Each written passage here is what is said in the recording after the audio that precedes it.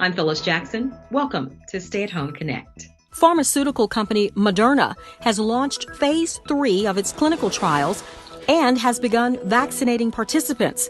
The COVE study, or Coronavirus Efficacy Study, is a collaboration between the National Institutes of Health, the Biomedical Advanced Research and Development Authority, and the U.S. Department of Health and Human Services. The randomized placebo-controlled trial will include 30,000 volunteers from the United States. Some patients, including young adults diagnosed with coronavirus, continue to have symptoms weeks after testing positive. The CDC report says a persistent cough and fatigue appear to be the most common symptoms. Among those from 18 to 34 with no underlying conditions, 1 in 5 were not fully recovered. Officials with the CDC say patients confirmed to have mild to moderate symptoms are no longer infectious 10 days after symptoms of COVID-19 appear. The agency recently revised its guidance and now discourages people from getting tested a second time after they recover. Northside Hospital is in critical need of recovered COVID-19 patients to donate plasma to current patients fighting the virus. So far, more than 250 people have received convalescent plasma through an ongoing study at Northside. The goal is to collect 1,000 units or more. Qualified plasma donors must meet the following criteria. They must be healthy, over the age of 18. They must have previously tested positive for COVID-19 or had a positive COVID-19 antibody test. They have to have been symptom-free for at least 14 days, and they must successfully screen as a blood donor per FDA blood donation guidelines. For more information or to make an appointment to donate plasma, call 404-477-1299 or visit atlantabloodservices.com. McDonald's will require customers to wear face masks in all of its 14,000 U.S. locations. Additionally, officials from the chain say they plan on adding protective panels to both the front and back of the buildings. And they're hitting the pause button on reopening the dining room for another month. Chipotle is also requiring face coverings in all of its restaurants. Atlanta City Council member Marcy Collier Overstreet takes part in the Stay Woke, Be Vocal, Go Vote Youth Summit. I am urging anyone that will listen to us to go and early vote. Do not wait until the runoff happens, and I think it's August 11th. Go and early vote. The summit was hosted by the Ben Hill United Methodist Church and also addressed issues surrounding racial justice and health care. Thanks for joining us. Have a great night.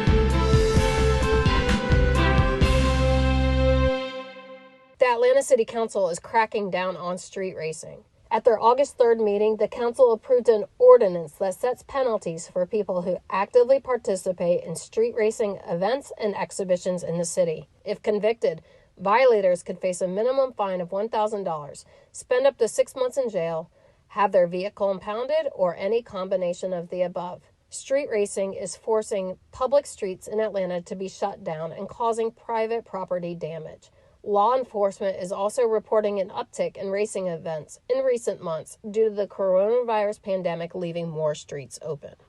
A Peace Museum complex may soon be coming to Rodney Cook Senior Park. The Atlanta City Council voted to authorize a lease agreement with the National Monuments Foundation to include the foundation's development of the Peace Museum complex, including the Peace Column Museum, Georgia Nobel Peace Pantheon, and 18 monuments to Georgia peacemakers at no cost to the city. The council will also accept a donation of an artwork installation dedicated to Congressman John Lewis as part of the agreement.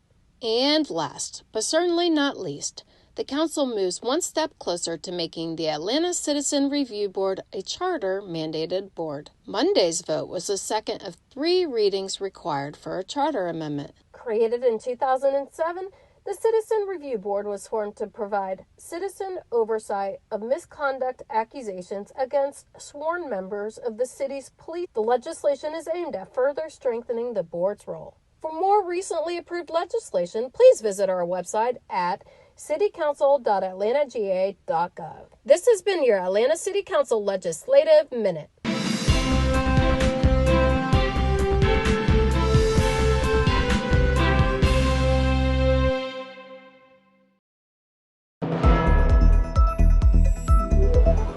Welcome to Stay at Home Connect. I'm Phyllis Jackson. Doctors from Northwestern Memorial Hospital make history, becoming the first to successfully perform 2 double lung transplants on 2 recovered COVID-19 patients. 28-year-old Myra Ramirez had sustained severe and irreversible damage after 6 weeks in the intensive care unit on a ventilator and life support. 62-year-old Brian Coons spent 100 days on a ventilator. I definitely have a purpose, and if that purpose is just simply telling my story to raise awareness for people to, stay safe and take this condition seriously. I just took a lot of things for granted. That you look back now and say, wow, I just don't have that back. I'm just gonna try and grab everything I can now. This important milestone indicates that while the transplant procedure in these patients is quite challenging, technically, it can be done safely. And it offers the terminally ill COVID-19 patients another option for survival.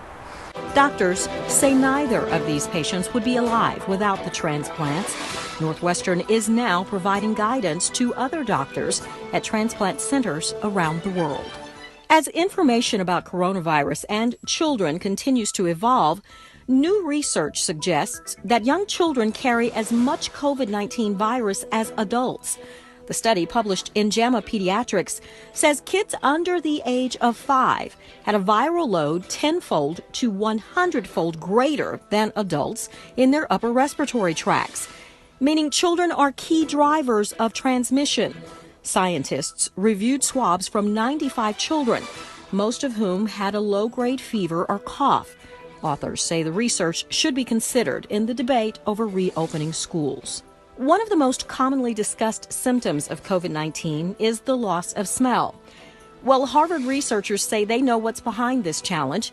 Scientists determined that sensory neurons that detect and transmit the sense of smell to the brain are not vulnerable, but rather the cells that are responsible for metabolic and structural support to those neurons that are vulnerable to the receptor protein by which COVID-19 uses to enter human cells. Well, the good news, doctors say that in most cases, the infection won't lead to permanent loss of smell.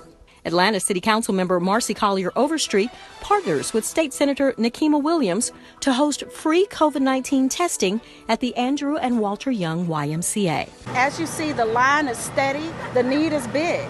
And so that's what we're doing today, making sure that we're testing anyone that needs to be tested for free. That's it for Stay at Home Connect. Have a great night.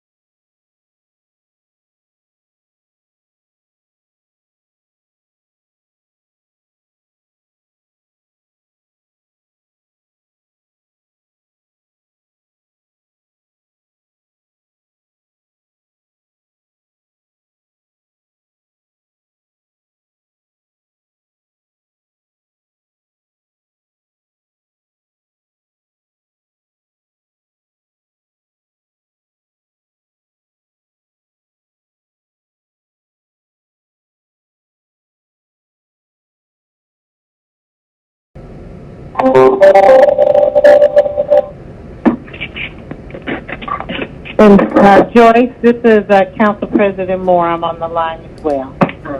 Oh, thank you. All right. I think we're ready.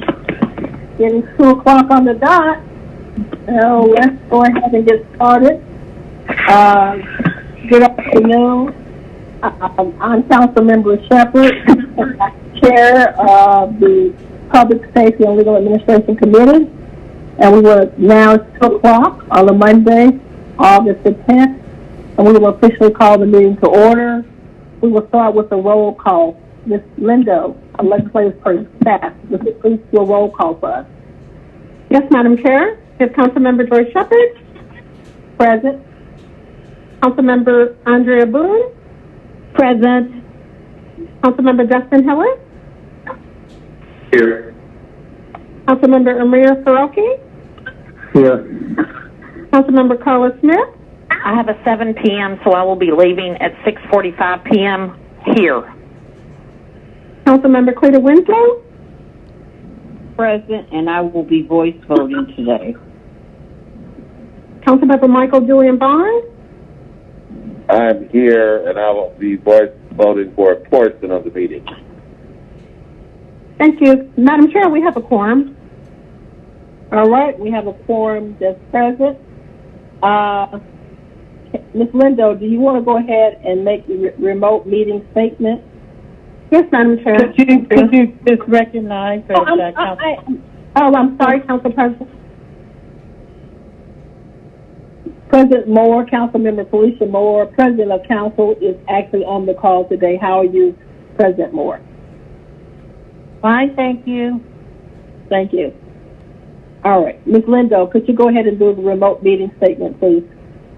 Yes, thank you, Madam Chair. Good afternoon. My name is CORRINE, LINDO, Council staff. Today's Public Safety and Legal Administration Committee meeting will be conducted remotely as advertised and in accordance with Georgia Code Section 50-14-1.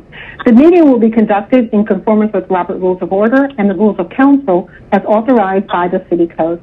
The public may access the meeting conference bridge toll-free by dialing 877-579-6743 and entering conference ID number 831-599-1256. This information was also provided on the August 7, 2020 public meeting notice. The public may also view the meeting on Channel 26 on the Council's homepage at citycouncil.atlanta.ga.gov, on the Council's Facebook and Twitter pages at ATL Council, and on the Council's YouTube channel. All presentations are available on the Atlanta City Council website on the Public Safety and Legal Administration presentation page. Today's meeting agenda was published and made available on Friday, August 7th via the city's website at atlantacitygA.iqm2.com.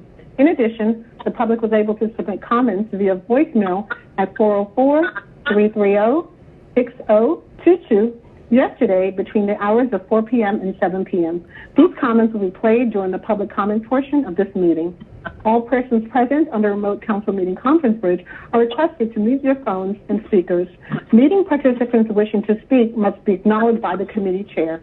Amendments, substitutes, and all informational documents have been distributed to the committee members beforehand. Thank you all in advance for your cooperation.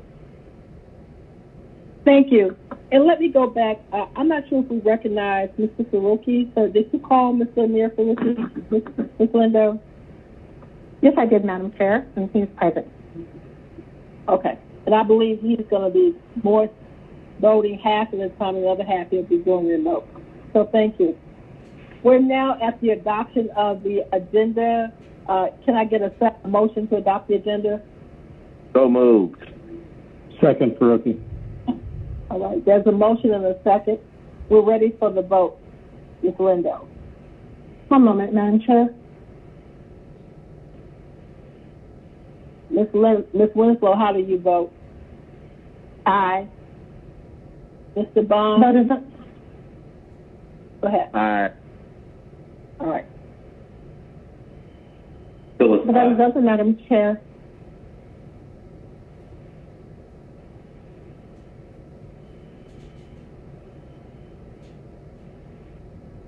The Vote is closed. 7 yeas, 0 nays.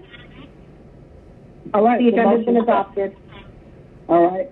I'll make a motion to approve the minutes. Is there a second? Second, Hillis.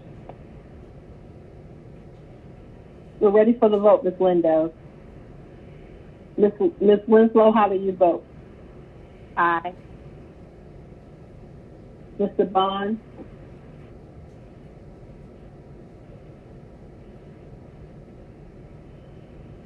Aye.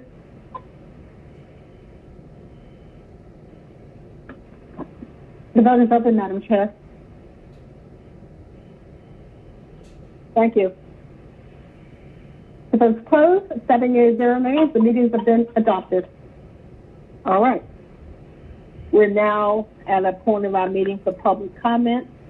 Ms. Lindo, are we ready for public comments? And how many do we have and how many minutes? I believe we have 9 public comments, Madam Chair, and that will be about 15 minutes, 9 seconds. Okay. We're ready. Thank you. One moment. Greetings. My name is Ron Shakir. I appreciate the opportunity to address you all. And I think what we have seen through public comment or accessibility to this pandemic is a percentage of ability of citizens to be able to make a comment where it is least expensive and that they can do it in a way where being there at 1 or 9 or 2 or 3 of the evening may not be that accessible. Hello, this is CORRINE LINDO. But I would like to address the public safety about police action. With those concerns, they have been raised to a high level. I think it would only be proper intelligence to say something very noble to the police department, in that we need you, we need to respect, and we need to call on you often. And I would like you not to get weary in addressing the concerns and the needs in our community. And no, I don't like the language of defund. I would like to improve the resources and redirect them to deal with issues that may not lead to so easy confrontation. But we need the service and the protection of the public safety committee, those who are police officers, and we need to be very clear that we should send out the voices, the message that the Atlanta Police Department is hiring. And we need to send out that we do respect and we do honor. And I will hope that we can demonstrate that when we call the police and when we see the police. But for sure, the police should not shrink from its duty to serve and protect. And I would hope that they know that they are appreciated and needed in our communities. Thank you.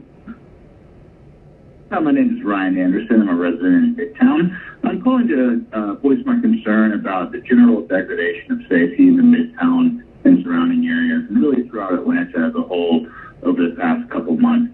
We have the street racing issue that there doesn't seem to be much appetite to fix. We have shootings, every day, throughout the city that no one seems too concerned about.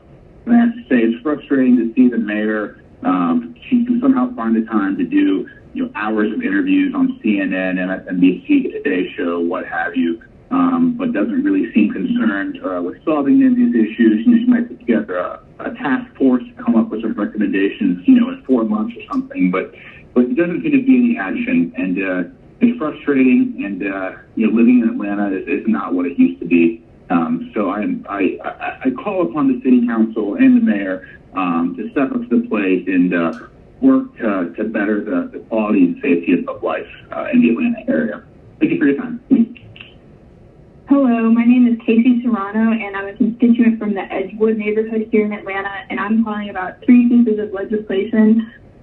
Ordinances 20-0-1486, Resolution 20-R-4187, And finally, Ordinance 20-0-1450. I'm calling about these ordinances and resolutions because I believe that they will work to make Atlanta a safer place for all citizens, whether they're in their homes, at protests, or in any situation, as I believe that these take good first steps to reining in a lot of the police brutality and violence we've seen highlighted recently across the country, but that we know has been going on for generations and generations.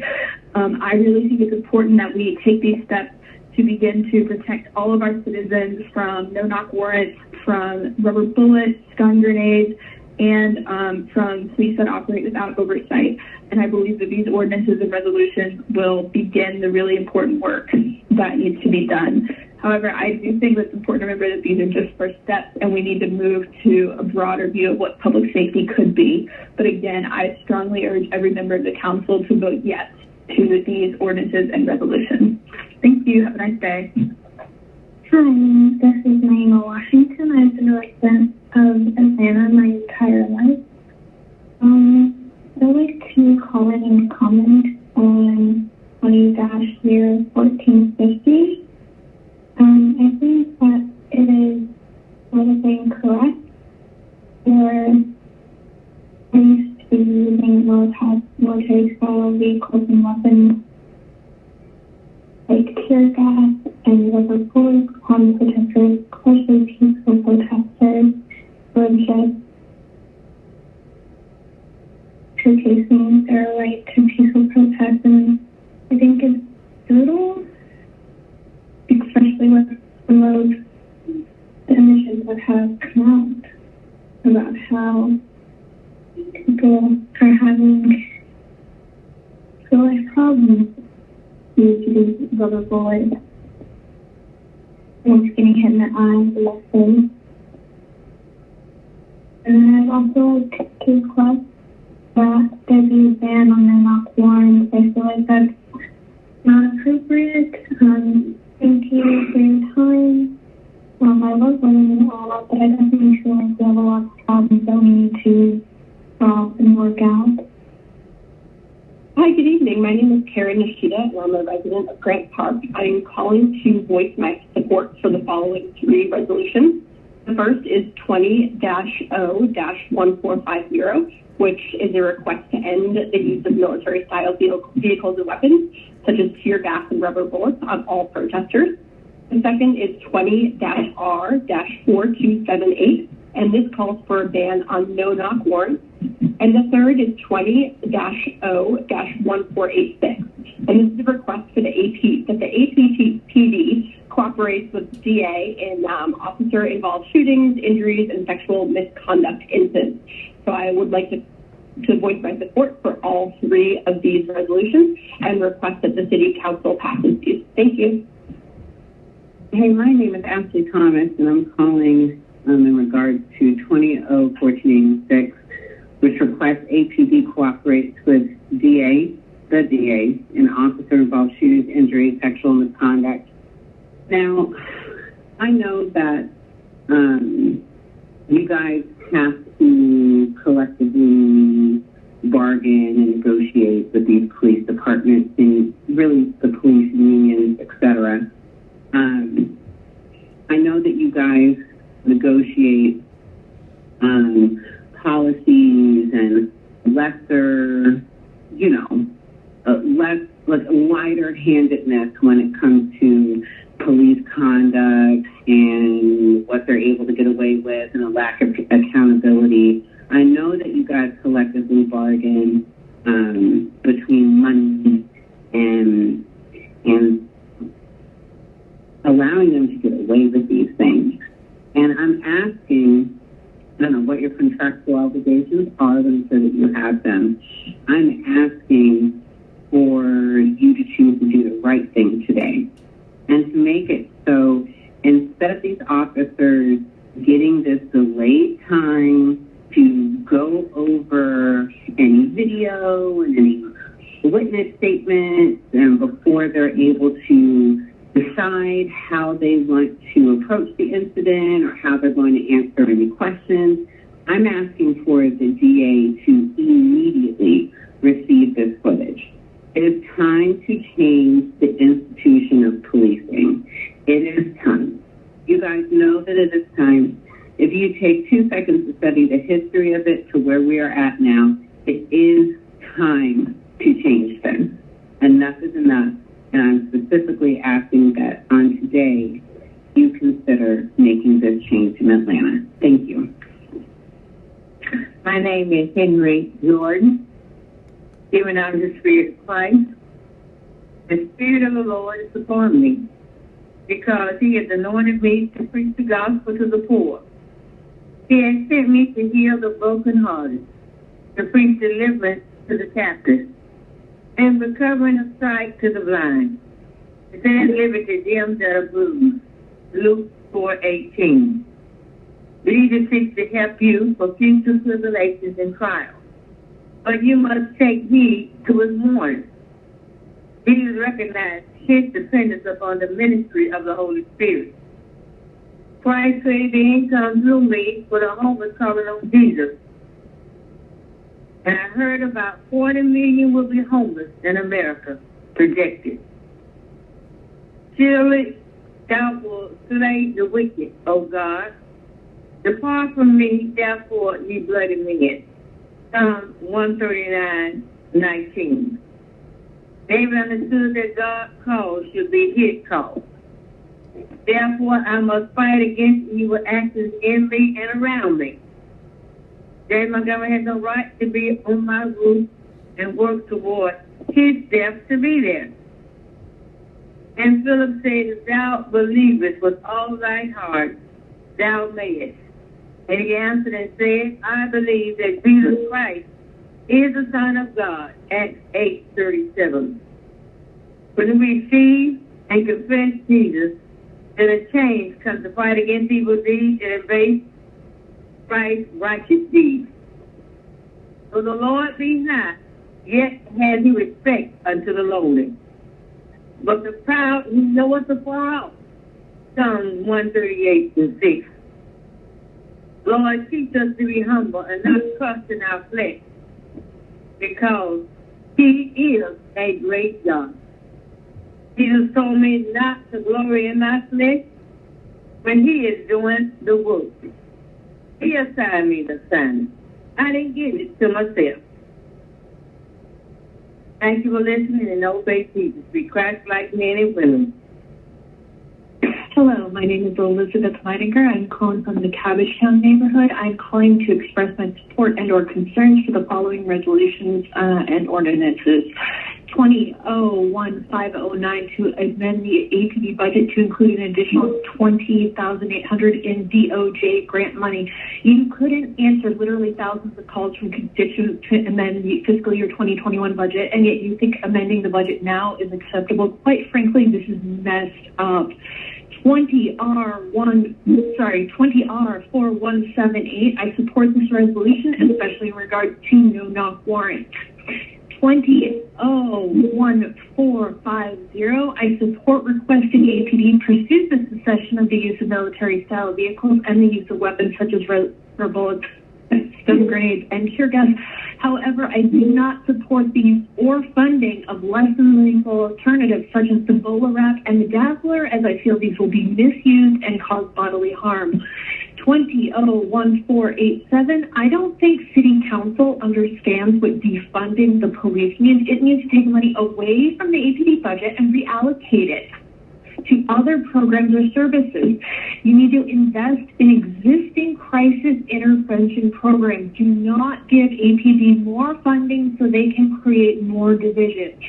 I also demand City Council have COVID-19 response at the top of their agenda. I really think that street racing, along with several other things, is way more important to City Council right now than the actual people that live here and their actual livelihoods. We had a neighbor in Reynoldstown who was unable to get necessities and had to rely on her community to literally get food. This is ridiculous. City Council, you need to actually protect and care about the people who live here.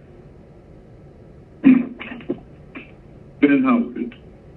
Meeting for you council members and staff. And special greetings to you citizens of Atlanta monitoring your government in action. Ben Howard, Senior Advocate, Public Policy Analyst. On today's agenda, under item I-1, is Communication 20-C-0058 for communication from Debbie Skupczynski, President of the Atlanta Planning Advisory Board, a.k.a. APAD, permitting the appointment of Ms. Dorothy Hurt to serve on the Atlanta Citizen Review Board and the Neighborhood Planning Unit Group, M2R. I ask that you take action to see that this matter, as it pertains to the residents and stakeholders of NPUR, and all matters relating to NPUR, be placed on the NPUR agenda. I caution you, however, that any attempt you make to tamper with that restrictive agenda of the NPUR 9 will be met with fierce resistance from the NPUR 9, Antonita Robinson, Paulus Clare, Ricardo Jacobs, Alfred White, Lynette L. Scott, Allison Hathaway, and the NPUR 9 cohorts. Thank you for your time.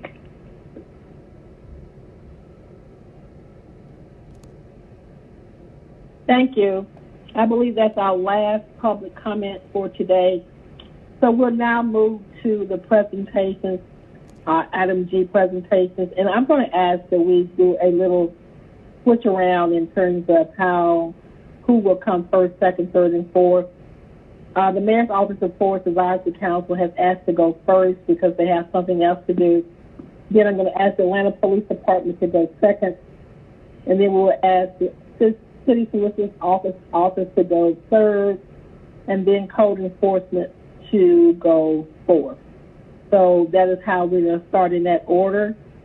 So if we're ready for the Mayor's Office Use of Force Advisory Council, Jacob, if you're there, please come forth and announce yourself. Thank you. All right, thank you, Council Member Jacob TZEGAEGBE here, Senior Policy Advisor in the Mayor's Office. Can you hear me okay? Yes. Perfect. Well, thank you very much for having me today to talk through the outcome of the 45-day report for the Use of Force Advisory Council. I'll be speaking through a presentation, so hopefully you have that in front of you, and right now I'm on the title page. But if you go to page 2, I'll talk a little bit about these efforts. So, before I even get into the report and all of the 45-day recommendations, I think the first thing, and perhaps one of the most important things to do, is to thank the Advisory Council. Over the last 6 weeks that this went on, they provided a substantial amount of time, feedback, work. I mean, we asked a lot from them. So I'd just like to take the time to thank all of them.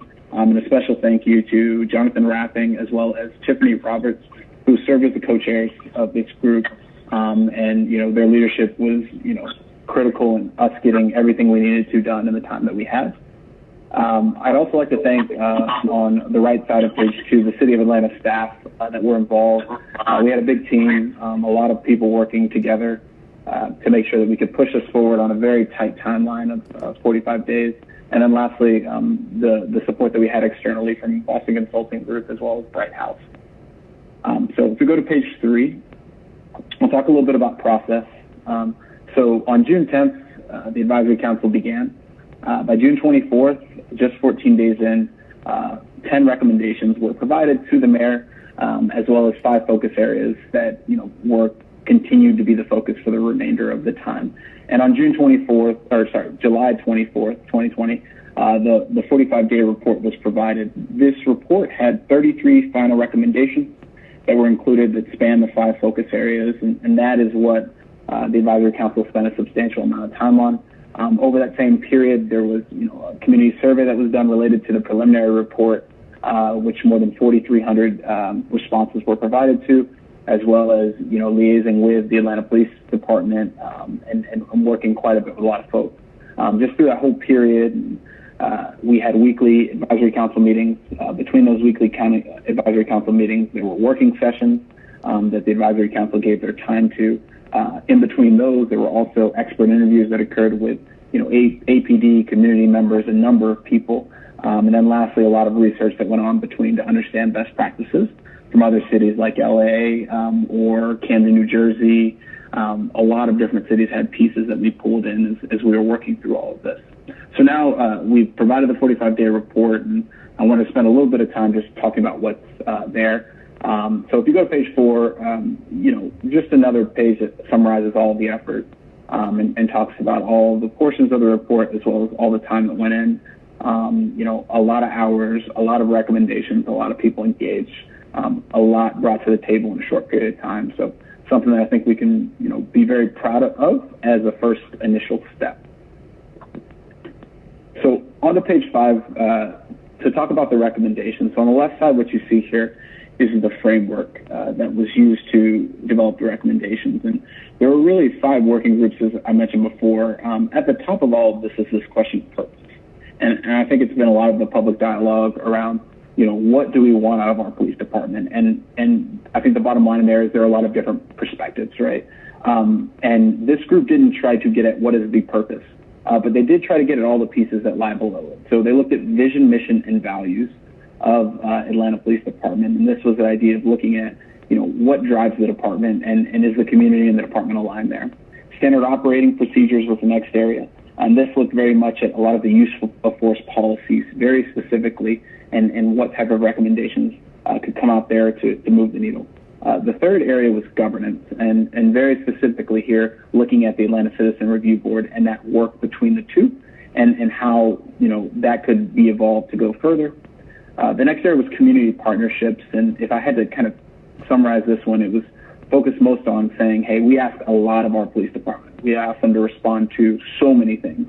And are there other partners that could work in our community to respond to some of these things so that we're responding in different ways? And this has been a movement that we've seen in other cities across the country. And then last but not least, across the bottom, you'll see reporting and transparency. And all of this just ties back to public trust and being very open and with everything that's going on in the department, as well as use of force across the city and the trends that we see. So this is the framing of all the recommendations, and I'll walk through the 33 recommendations shortly, but on the right side of the page, you can see some of the questions that were asked by each of these working groups as they were looking into each of these focus areas to come up with a set of recommendations. So now, on to page 6 of the presentation, what I'll do is I'll look through each of the 5 focus areas and just talk a little bit about a couple of the recommendations that were included there. So first, if you're looking at the page here on page 6, mission or vision, mission, values. So a lot of the recommendations here were recognizing that, the vision, mission, and values of the police department are their own, but identifying that, it's been a while since the community and the department came together to say what are the shared vision, mission, and values that we want for our police force here in the city. And, their recommendations are a lot around how do you start to look at a process to change that? Because looking at vision, mission, and values, those drive culture of a department, and that culture has to be made by both the community and the department together. So the recommendations before here largely focus on beginning a process to do that would engage community as well as APD. They came up with 7 ideal guiding principles that they believe should be a part of this, but they didn't go to articulate and say this is the way it should work, realizing that it has to be a broader community effort, and a number of recommendations around how you begin to move that forward. So that was the first group of recommendations. The second group was SOPs, so standard operating procedures, and there were 5 recommendations there, and they looked at de-escalation, use of force, and use of deadly force. And in the report you'll see a lot of details behind each of these. The report's over 80 pages, and each recommendation has the backup to it, and the report is public. But here, a lot of the focus in the recommendations we're looking at how other cities have gone to be more specific around de-escalation or more specific around use of force continuum or use of deadly force. And there are several things that they lay out that they look at as cities that have done something different and things that Atlanta could think about. Lastly, there's some focus on peer duty to intervene. That's something that APD has in place. But how do you make sure that you build that into the culture? There's no retaliation, and that there are reporting requirements so that it just becomes a part of how folks operate. So those were the first two groups. If you go to page 7, the next group of recommendations were governance, and as I mentioned, looking at that ACRB, APD, balance.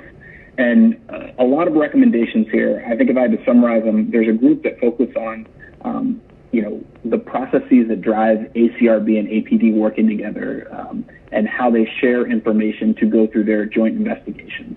There's a second group that are around empowering ACRB, specifically how they settle disputes with APD and differences in opinion. And then lastly, a bit around awareness and making sure that people know who the ACRB are. There's a lot of survey data out there, and there is room for improvement there. So that's the set of governance recommendations. And as I mentioned, when I put them on a page and just show the recommendation, it looks like a little bit, but there's a lot of background in the report that speaks to each of these and how to start thinking about them. The next group is community partnerships. And this goes directly to what I was speaking to before around we ask police to respond to so much.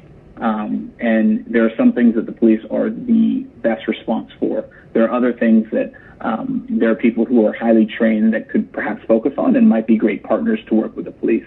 And that's what this group looked at, and looking at how do we dispatch calls? How do we look at different types of arrests and where other resources could come to the table to help with perhaps homelessness or mental health issues. It also looked at existing partnerships like pre-arrest diversion and At Promise Youth Center to say how could we scale those programs further. As you know, both of them are geographic specific and looking at how we get those across the city. And then lastly, trying to stand up a process to say, hey, we have some great partners now, but if we really want to be serious about this, we probably need more partners. And how do we begin to look at who are the partners that may exist that we could be working with, or are there new partners that need to come on? If we really want to have strong partners there in the community to work with or alongside APD on some of this. And then lastly, but definitely not least, is reporting and transparency, as I mentioned before. So a lot of this focuses on how use of force data is reported out, as well as what are the systems that are used, how we use those systems to make informed decisions, and then most importantly, how we communicate that to the public. So stuff like standing up a public-facing dashboard that is real-time or more real-time, using our data to tell a lot more of the stories here that are going on. And there's several recommendations there, but at a high level, those are what those focus on in the report. There are kind of mocked-up dashboards that could be public-facing or how we could look at that a little bit differently. But overall, those are the 33 recommendations. A lot of information in your report. And, if you go to page 8, I'll talk a little bit about what this means and what it is, and glad to discuss more. So these recommendations were released last week from the mayor's office. Along with the publishing of the recommendations, 7 administrative orders were issued by the mayor that begin to address 16 of the 33 recommendations that were provided in the report. It's not to say that there are 16 that we want to do 100%. It's also not to say that there aren't, that we only want to do 16. It's that saying, as a first step, as a starting point, we want to focus on these 16 and beginning to move the needle on these, in addition to all the other work that is ongoing and that has been done. I think in the way that it's been characterized, as this is a first step in the work that we want to do in looking at top to bottom of policing in Atlanta. But it is an ambitious first step. It is a big first step that occurred very quickly. And it is a community-driven first step in the sense that, APD did not drive this. They had, they were not necessarily at the table, but they will, engage in how we think about moving this forward, as well as other pieces, with task force that we're working on with APD, as well as how we go about this. So that's the report at a high level. Just 2 final things that are pretty important that I wanted to close out with. One thing that you'll find as you read through the report is that there is a strong undertone of reconciliation. And this is something that, there isn't a recommendation that says reconciliation per se. It's included in one of them. But that as we go forward, that reconciliation has to be a portion of this. And reconciliation, as it's framed in the report, is engaging with APD and the community together, envisioning collectively what the ideal state of APD and policing in Atlanta and community engagement should look like, and then lastly, evolving towards that. And that's something that's laid out. That's something that the administration has put out initial administrative orders to bring on support to make sure that we're able to do that. And it has to be a part of the process going forward. And also, there has to be a process going forward. It's not something that can occur overnight. But that's something that as you read the report, you'll see and is very important. And then lastly, just to close out, one of the things that was very important as we were working through this was to look at a bit of the history around APD. And, one of the things that came across as a very powerful message was, when you look at APD, there is some exceptional work going on. When you look at training, APD is an extremely well-trained organization. When you look at some of our procedures, you look at the 21st Century Obama report, Atlanta was named as a model city, one of 15 out of hundreds, right? There is a lot to celebrate around APD, but there's also a lot of work that we need to do as we look at the community and APD coming together.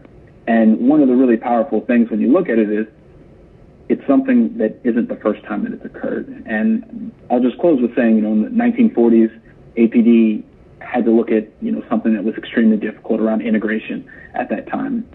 In the 70s, under the leadership of Maynard Jackson, there was a whole journey to look at Atlanta differently as the city was growing, and there was so much going on, and looking at building a police force that reflected the population.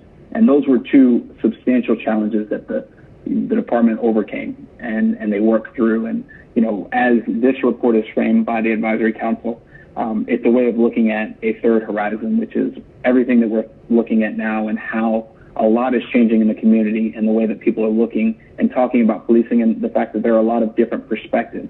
And, this is a third kind of horizon to think about and saying, we've done it twice before. We've done things that have looked impossible.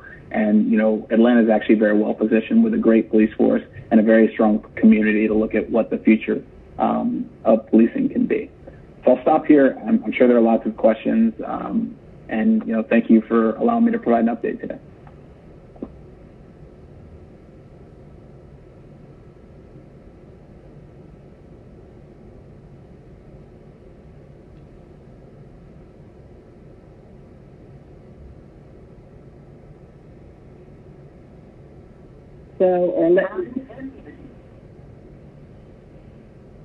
Thank you, Jacob.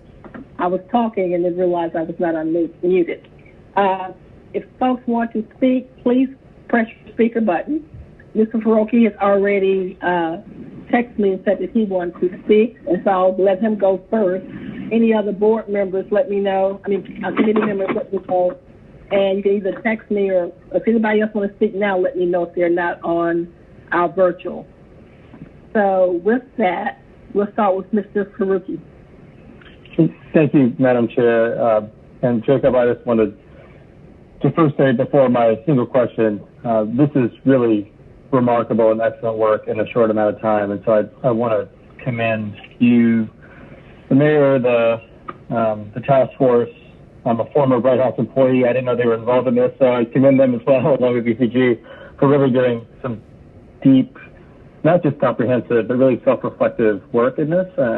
I can tell both in the content on paper, but also in your voice, this comes from a place of genuine reflection and authenticity and wanting to make sure our city is not just safe, but safe in the best way possible. So I just want to commend the direction and the boldness of this work. So I'm very excited to see the outcomes with the executive order and the recommendations.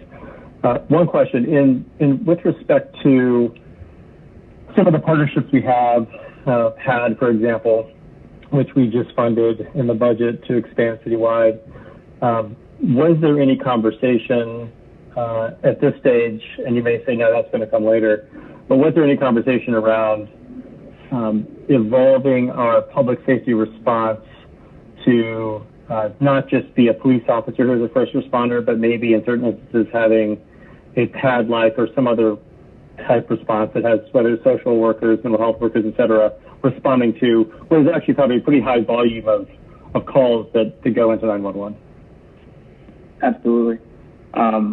So that was part of the discussion, and I think we probably spent about 3 weeks with that working group trying to get to what the answer would be there. And I think the short answer was it's going to take a lot of work.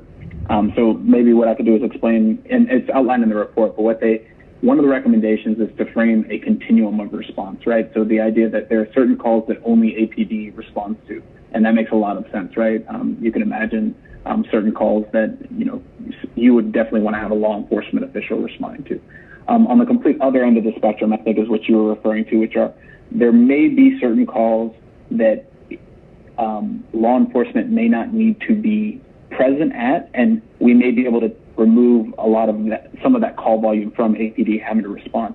Now, were we able to very easily say these are the exact scope of calls? No, because there's a lot of nuance, and actually one of the recommendations is that if you want to move and find those, it's going to take looking at how we do 911 dispatch and perhaps asking more questions as part of our SOPs to carve out the things that would be acceptable for APD not to perhaps be responding to. And then there was this group in the middle that was kind of a co-responder. So you could imagine, like today, if an officer responds to a certain type of situation, they respond and they have the ability to call in PAD. And PAD, can come and be there as a support. Is there a world where there are certain calls that we know based on the call type that we want to dispatch both at the same time? So that they respond together to look at these situations. So I said it to say that it was looked at, it's outlined in the report, it's kind of a framework to think about it. In order to truly transition to a model like that, it's going to take a lot of work for a lot of reasons, everything from liability to how we think it through, but it doesn't mean that it's not something that we shouldn't do or couldn't look more into. And one of the administrative orders actually looks into, looking at that further and particularly trying to see what are the call types and what are some of the things that we could do to start looking into that and potentially moving towards some of it. Great. Very hard to hear that. I think both this report and even in your response just then, we're asking the right questions. So look forward to seeing the work continue and supporting it and pushing it along on the council side. Thank you. No further questions, Madam Chair.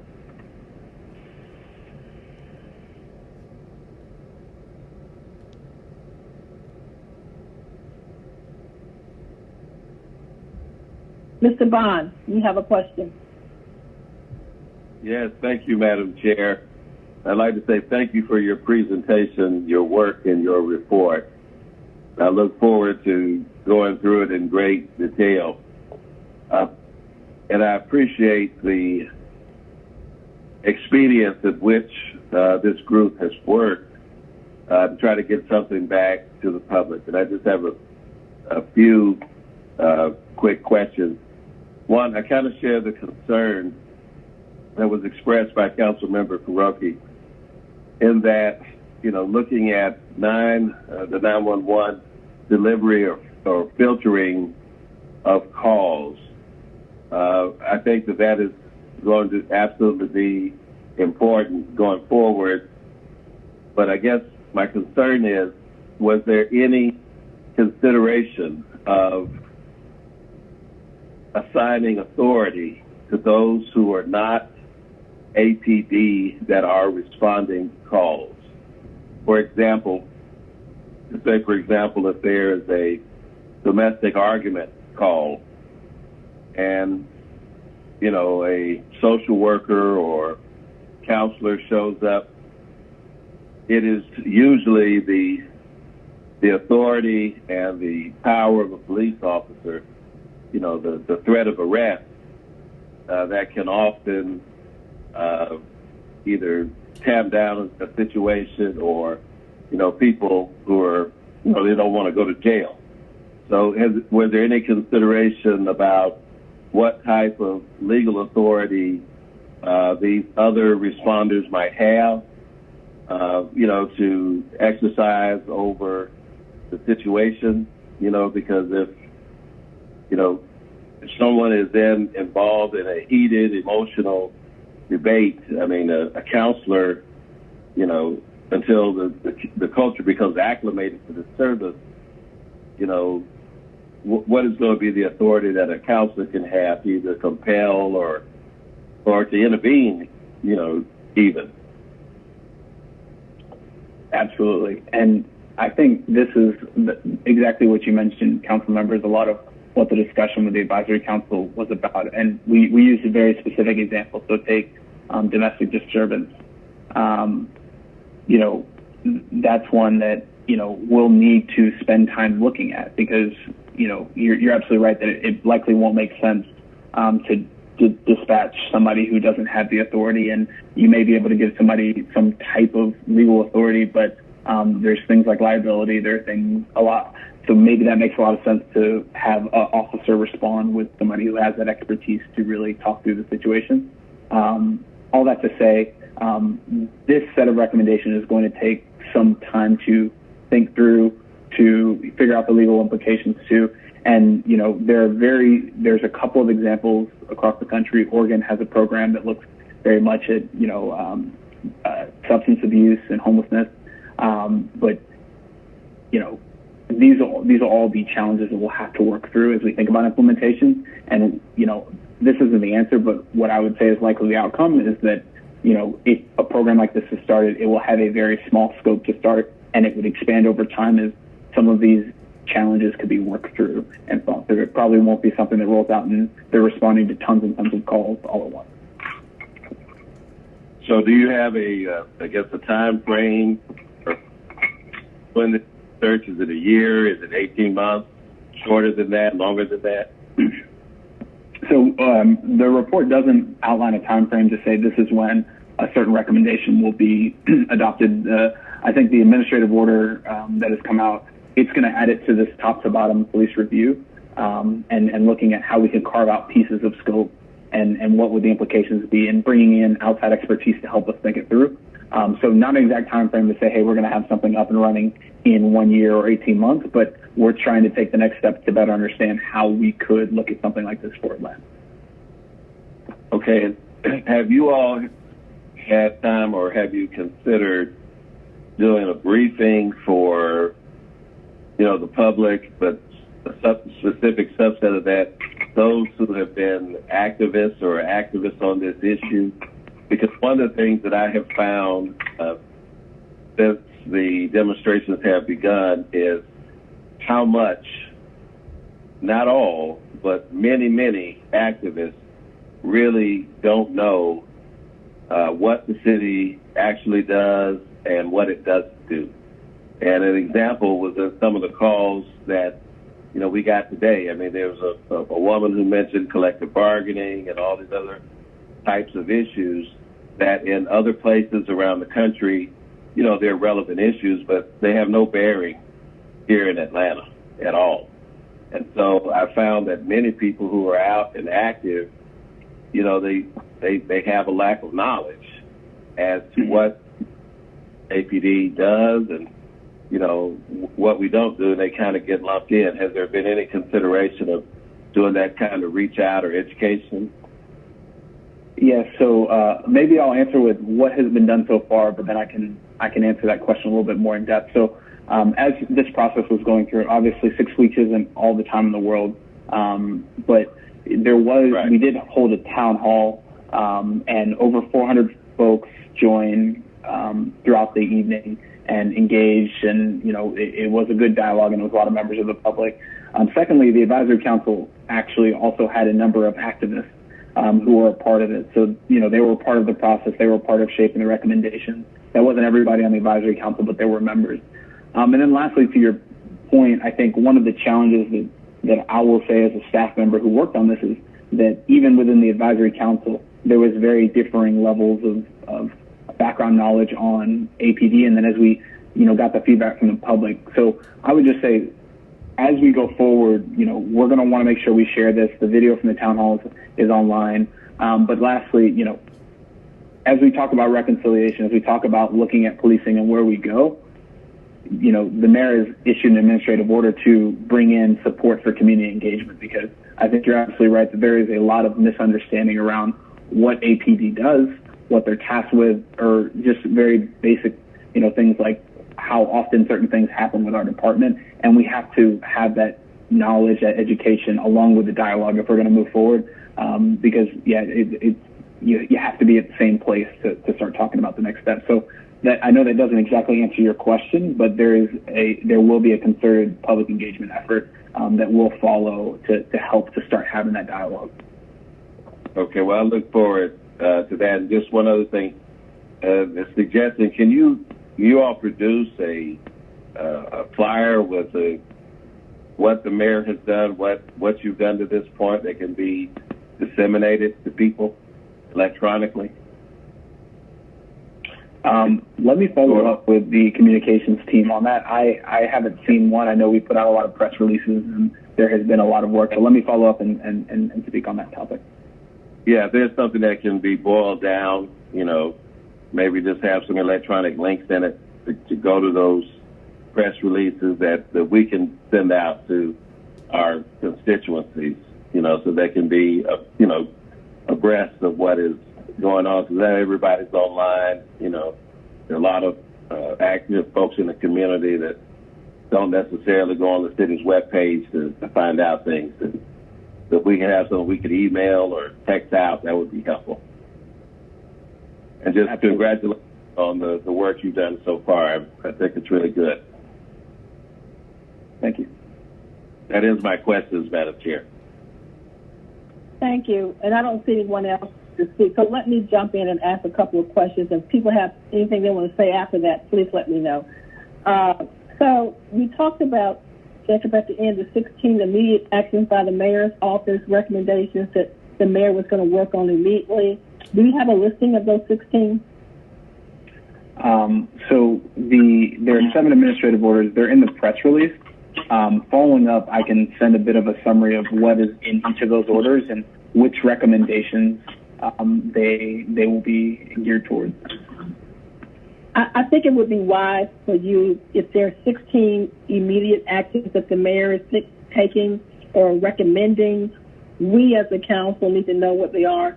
I also like to ask that we could do a work session, because even though we're doing this as public safety, this particular issue, and even in terms of defunding the police, all this has been something that is relevant to every council member in every district.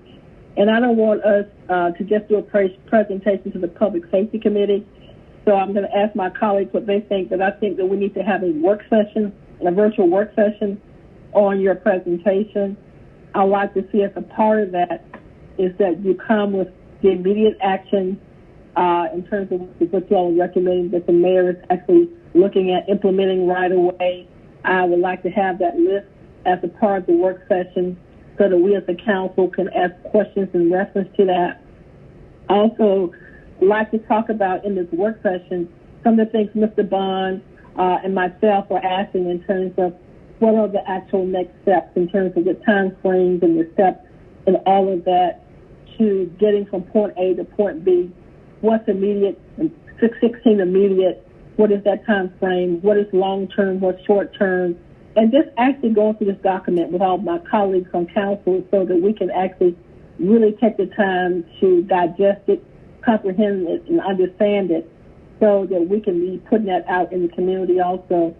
I know I talked to you earlier today, and I was letting you know that I'm going to be doing a public safety town hall myself in reference to this particular topic, the use of force task force, along with people still trying to find what is defunding the police. But my emphasis is not going to be about defunding the police, but as Mr. Bond said, giving some clarity to the community on what our charter is, what we do, what we don't do, and making people understand basics 101, but also just talking about this report, which is really a good report, but talking about it and having people to ask questions. So I plan on having one tentatively right now scheduled for the 25th of Town Hall for District 12.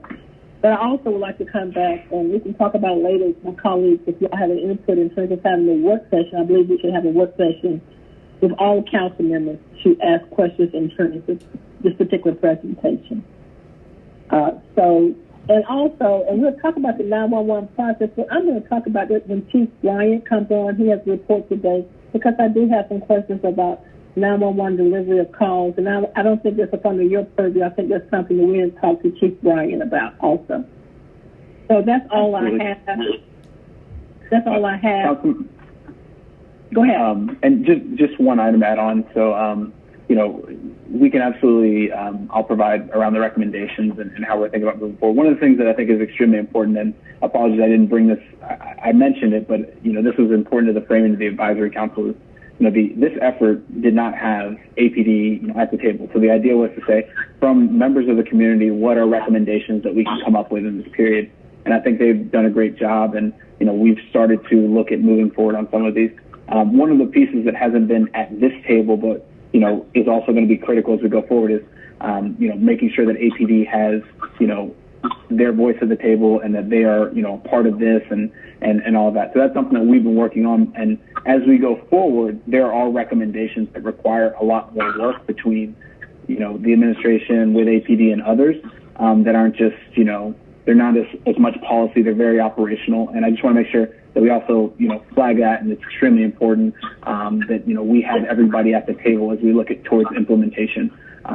Recommendation development from the community is great, and we have this, but as we get towards implementation, if we want it to be successful, it takes, everybody being together on it. And I agree with you 100%. Is that I realize because I was on the committee also, is that these are, again, recommendations. So some of them are just saying, the mayor is talking about 16 things that we can do immediately. But a lot of it, and one of the things that people, even in my community, who's asked me is, and even I was at a community meeting where the police officers asked me, well, who was on this advisory committee representing the police department? And of course, we know there was only somebody from Noble on there, but nobody from the police department. But as I've talked to you about it, I know that there is going to be much more input from the police department, because we can't just arbitrarily implement any of these plans without actually going through with the police department, sitting down with them, vetting it, looking at everything from one end to the other. And I know that's going to take some time. So I know that this report is just the beginning of a process. Again, 16 maybe immediately, but then looking at a lot of these things, some of them are short-term, some of them will be long-term, but how do we tackle this and how do we go forward? And how to make sure we engage the community. So I appreciate your input, because the police department is most definitely a key part of that input, also in addition to the community. So thank you. Is there any other questions from anyone else? Well, I do want to ask my colleagues when we come back at some point as we go toward our committee about us having a work session on this. And so we can come back and ask that question later. All right. Thank you. Thank you. All right. Next on our presentations is the Atlanta Police Department, Chief Ryan. Are you there?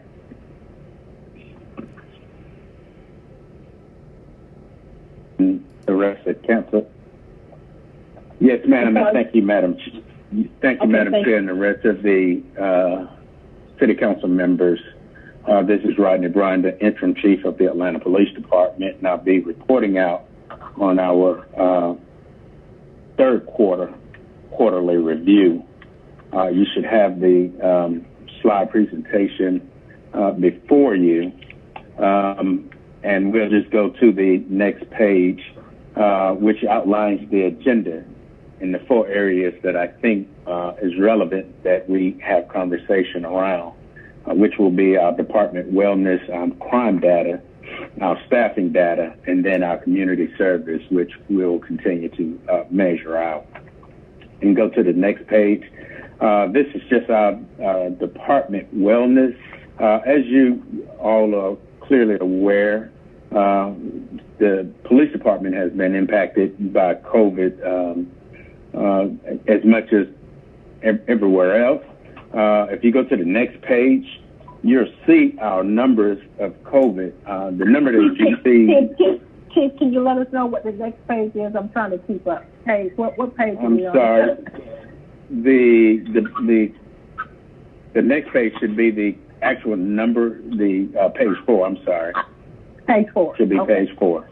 Yes, ma'am. Okay. Thank you. So as you see in page 4, the numbers have increased since we've created this document. So the accurate number for today, and we get these numbers daily, is 112 actual COVID cases. and we have 39 employees out on work quarantine, so we have had a number of employees return back to work. We saw a significant increase right after the protest. We have not done a true trace analysis to say specifically where those occurred, but we did see a significant number. We only had a outbreak within the department in 2 locations. One, I think it affected about 8 people, and the other one about 3. But our efforts to make sure that we continue to decontaminate has been effective. We have, at this point, we've decontaminated 319 actual work sites, and 1830 vehicles have been decontaminated. Now, and that was done in partnership with the Atlanta Police Foundation, which paid for most of those resources. Those we will discontinue utilizing that due to the cost, but we'll still push if we have an outbreak in any of these facilities, as well as in a vehicle. We will continue to have those vehicles cleaned and decontaminated. But we'll now make sure that we are have the equipment as well as the supplies. The supplies at the work site, so officers can make sure that we're making sure that we are decontaminating our work site. And that's it for our wellness as it relates to COVID. I'll go ahead and move into our crime data, which is in the next page. And then we'll go ahead and go to page 6, which will have our numbers. In total, Part 1 crimes is down 31%. We can continue to struggle with homicides since March 11th. We've had a 58% increase, with rapes continuing to be down 60%, robbery 30%, and aggravated assaults up at 3%. We see an overall reduction in property crime in the same period of time at 35%, with all the property crimes being down, seeing the greatest reduction in larceny from autos and larceny others. We are now starting to see, as more people get out on the street, starting to see the larceny from auto numbers start to increase just slightly. From January to August 1st, which is year to date, violent crime is down 10%. Our Part 1 crime overall is down 20%, but the violent crime is down 10%, with homicide being up 36%, rape down 56%, robbery down 28%, aggravated assault up 3%. And consistently, property crimes is down 21%. Again, seeing the greatest reduction in larceny as well as in burglary over this period of time. As we start to see more activity and coming into our summer period, this is when we would generally see these numbers start to increase. And so consistently with all the years previously, we are still seeing these numbers slightly increase, but overall seeing the reduction in crime. And then I'll go ahead and go to our staffing data, which is on the next page. And then we'll go ahead and go to page 9 to talk about our overall staffing data. We are authorized strength of 2,046, which we're now having a vacancy. We have 273 vacant positions, with 1,773 sworn positions actually filled to date. As it relates to our civilian authorized strength, we have 587 authorized strength, with 440 positions filled and 145 positions vacant, meaning 75% of those positions are filled.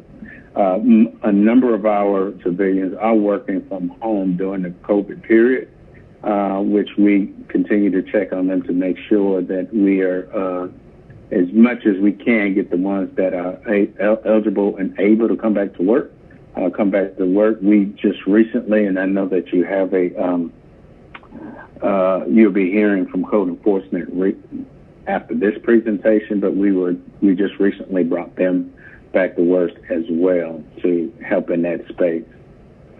Our year-over-year hiring and attrition, we were doing pretty good up until the most recent climate change as it relates to the profession as a whole. The slide before you, slide 10, page 10, I'm sorry, will show that it's 93 over 90 as the attrition rate. That number has increased to the actual number being 114 over hiring of 90. So typically the 90 number is about average of where we would generally be, but the attrition rate is the one that we're seeing the greatest. The attrition rate is where we're seeing the greatest impact to our staffing. And the reality is it's more, we're seeing more people retire than we typically would. And the regular attrition rate is about the same, where people are leaving generally the retirement numbers are generally about the same. It's the additional leaving of the department that we're seeing the greater increase over last year this time. And we'll go to our community services piece. I thought that it was important that we talk about what we're doing in community service as we move into the space of reimagining policing. I thought that it would be important that we continue to measure what we're doing as it relates to community service, and I thought that it was important that I be able to report out to you on what we've done thus far. So as you go to page 12, from March to June, our COPS units have delivered 6,300 lunch and dinner meals in partnership with Atlanta Public Schools and our park and recreation. Likewise, we've given out 150 food boxes at the At Promise Centers to families and kids during that time. And then 150 lunches have been distributed at Grove Park. So our COPS units have been very busy during this period. If you go to page 13, you'll see that we also have distributed 1,000 breakfasts and lunch. And then in partnership with Atlanta Fire, the mayor's office, the solicitor's office, and Park and Recreation, we've been able to give out over 5,000 box foods as a whole as well from July to August. So I think that the community service piece and our food distribution has been quite effective. And as if you go to page 14, Tyler Perry was so gracious to reach out to us and offer to purchase 1,000 Kroger gift cards so that we could go out in the community and reestablish a level of partnership and just making sure that we continue to keep a positive relationship with the community. So over this period of time, since he's given us these cards, we've handed out 655 cards out of the 1,000 that he has afforded us. And we've done this in many different areas of the city, to include the Campbellton Road, Etheridge Court, Flipper Temple, Mechanicsville, Peopletown, Pittsburgh, Summerhill, and Cobb. We'll continue to disperse these cards out weekly as we can until we give all the cards out. And that concludes my report as a whole, because I'm certain that you all have a number of questions for me, and I want to afford that opportunity. So that's it for me, Madam Chair, but I'm willing to answer any questions you may have. Okay. I'm going to ask one, and then I see Mr. Hillis is going to follow me. Chief, have we had a shift? Have we had a major shift in police, major I know code enforcement, there's a new chief. Is that correct? Yes, in code enforcement, we had to, as we had a major to retire, I promoted Major Schiffbauer and put him over in code enforcement. Major Schiffbauer has worked as a captain, and I thought that he would be phenomenal. And moving Major Mason, who has since retired, I had moved him to the Zone 5 place, but he has tendered his resignation as he's coming up on his retirement. Okay. I haven't had a chance to meet Major Schiffbauer. I know code enforcement is something that's really important, so I'll make sure now, as a result of that, we do any I'll reach out to him. Is there any other shifting in terms of majors and, as we talk about these changes you all make in the police department? Have we lost any other majors or anything like that? Like I said, we lost two majors, Major Rasmussen, and Major Mason has provided his resignation for retirement, his paperwork for retirement. So those are the two that we have. We're evaluating their replacement now, and I plan to have them in place relatively soon. Okay. Now, 911, I heard, as we talked about in the last presentation, there were some questions about 911 delivery of calls. And I've gotten some calls in the last couple of weeks internally in terms of the 911 staff being extremely overworked. Have you heard that? Have you been in discussion with the staff there and folks in terms of what is happening in terms of the culture service for 911? And where are we in terms of that whole update with 911? Absolutely. So one of the conversations, clearly what we recognize is that during this, like I stated earlier, as much as the police department is being affected by COVID, so there's many other sections throughout our police department, if not directly, indirectly by supporting family members that may fall to COVID. And so we are seeing a slight increase in sick outs as it relates to what our 911 response, but we've not seen a significant impact as it relates to being able to respond to calls at all. Those numbers are up just slightly by seconds. And I speak to our 911 director regularly to ensure that we aren't having any significant issues and problems in that area. So are they having to work overtime or overlapping or anything like that, or they feel like Yes, ma'am. There are situations very much like the police officers. 911 is very much needed for us as well. And they have had to work overtime, especially during the areas where we were having the issues and concerns throughout the city. But those numbers are beginning to stabilize.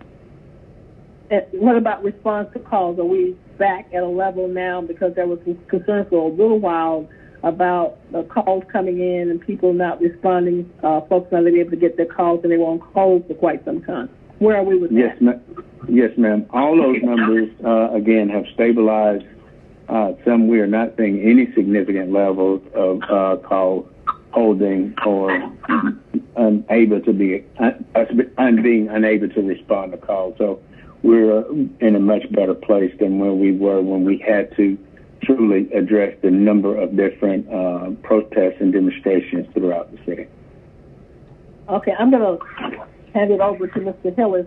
I would like at some point to talk about what's happening with the streetcar racing also. And I see Mr. Hillis, and after Mr. Hillis, Mr. Bond. So, Mr. Hillis, please go for it. Come forward. Thank you, Chairwoman Shepard, and thank you, Madam Chief, for your presentation. I do have a number of questions here. Start out with the hot topic of street racing, which we did discuss a little bit in the council meeting last Monday. I know it's a continual problem that is being combated, but can you just tell me what exactly you all are doing. Are you all doing any big targeted crackdowns? It's been a while since I've seen any big stories, which you don't control what the media chooses to report. But right before you were chief, there was a big story about crackdown where there were, I believe, 60, 70 people arrested and multiple cars impounded and hauled away. So if you could just elaborate on what APD is doing to combat the street racing issue in our city. Absolutely. So prior to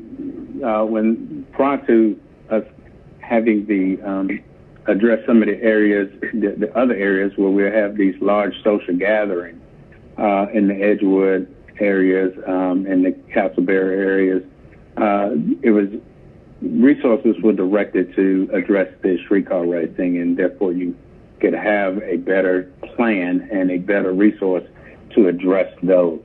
But since the weather has gotten much warmer, we're seeing larger crowds gather in these social areas. They require us to pay a lot of attention to them and put resources in those spaces as well. But we continue to address the streetcar racing in partnership with the Georgia State Patrol. And those numbers every week, we do have some efforts that pan out to be very positive. Last week we did as well. It didn't garner any significant media attention, but it was effective where we were able to make some arrests and get some weapons off of the street. So I think that our strategy and our tactics will continue to show benefit to reducing this, as well as the strategy and us putting up water barriers in some of the streets, even though they, as I stated previously, they may not be attractive, but they are very beneficial and helping reduce the ability to take over an intersection.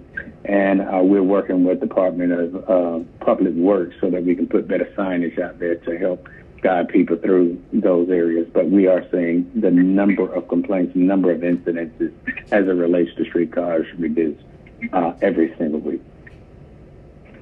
Thank you, and hope we continue to see that and see an increase in the efforts. I know while there's some hot spots, there's a problem throughout the city in every council district. Next, I think this was touched on at the council meeting. I believe possibly Councilmember FAROKHI brought it up, but as I'm sure you know, Chief Shields instituted a no chase policy and had told the council that that would be studied and reevaluated, and she expected some sort of, of course, still very conservative chase policy to be generated. Has there been any discussion on when that would be done? To the chief's position? So I've met with Chief Court just on last week.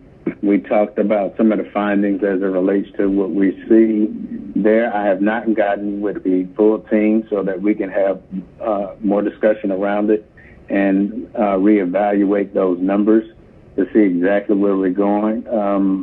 But it is clearly at the forefront of my agenda to take care of this. We can have conversation as well as having a conversation with the administration as it relates to what we do and then what kind of policy we can put in place. Thank you. I'm glad to hear that, and supportive of course, having a chase policy, albeit a very conservative one, because we need it when the criminals need to know that we have it, that we can chase them if certain conditions are met. And I know we have very highly trained units, such as the ACE units. I've been right along with them. With my understanding, they're just as well trained in that realm as our state troopers are. So I look forward to that. Next is, you touched on there's been a decrease in hiring and increase in attrition, which of course is affecting our numbers. Can you, if you don't have them available immediately, can you get us the numbers on how many or separations there have been since June 1st, either already effective or notices have been given Do you have those numbers? And if not, we would request those. I don't have those numbers in front of me, but we do track them, and I'll be glad to forward them to you. Okay. A couple more questions. I'll defer to my colleagues. One of the most glaring numbers in the crime stats, which I've also been following through the COBRA report. What is your take on the large increase in homicides this year, and what is APD doing to hopefully address that?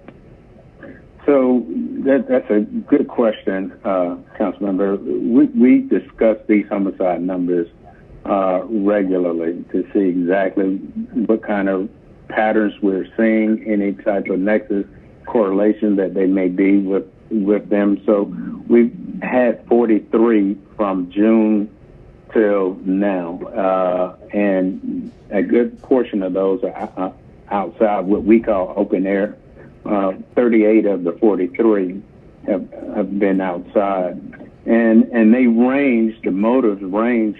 They're all over the place. There's no, drug-related robberies, gang affiliation, senseless. They are all over the place. So one of the things that we also see is that with the level of guns that we see out on these streets, it is very problematic. The proliferation of so many weapons, especially people leaving weapons in cars.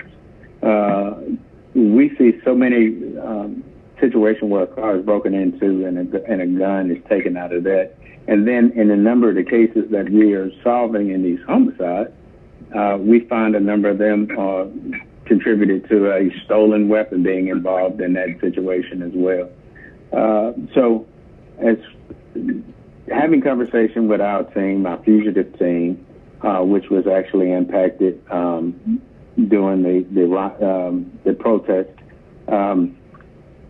we believe that if we increase their efforts as well, partnering with some of our other not federal partners, but some of our other fugitive partners to come in and just redirect our efforts and going after some of the outstanding fugitives that may have an impact on what we're seeing as it relates to the homicide numbers as well. But the homicide unit, I must admit, have been doing a phenomenal job of working and clearing a number of these cases quickly. So our strategy is clearly just to go ahead and continue to be very visible and focus in these areas that we continue to see problems, and then partnering with other fugitive units to address some of the outstanding fugitives and people wanted for serious crime to see if we can get these numbers down some. Thank you, and I'll certainly commend the homicide team too. A few of those have unfortunately been in my district, and they've made some, executed some fairly quick warrants, and have taken through our fugitive team or others, those have been taken into custody. So, great job by them. Are you aware of what the vehicle replacement plan is for this year? I know we've made some great strides over the past couple of years with purchases of new vehicles, but every once in a while I still see a real beater out there on the highway that I'm kind of ashamed that we're driving around, and know some officers personally that drive a vehicle with no AC when it's 100 degrees outside. So if you have the details now, great. If not, this would be another request that I would get. I would ask if you get the details over to us. You're right. We're in that process now of evaluating which vehicle we will be going to. I wanted to take a look at which vehicle we're having the fewer number of accidents in, as it relates to the sedan or the SUV. And so once we get that analysis done and then get the cost for the cost factor, we'll be able to go ahead and put that order in. Thank you. And last question. I know there's been a lot of talk for the past couple of years since we've implemented the salary study for our sworn personnel. But as your presentation shows, we have hundreds of non-sworn personnel as well. I attempted to take care of some of those when we did the FY21 budget, providing a 10% salary increase to code enforcement. But has there been any discussion or thought of doing an outside study, much like the study for sworn officers, but for our non-sworn personnel that we rely so heavily on?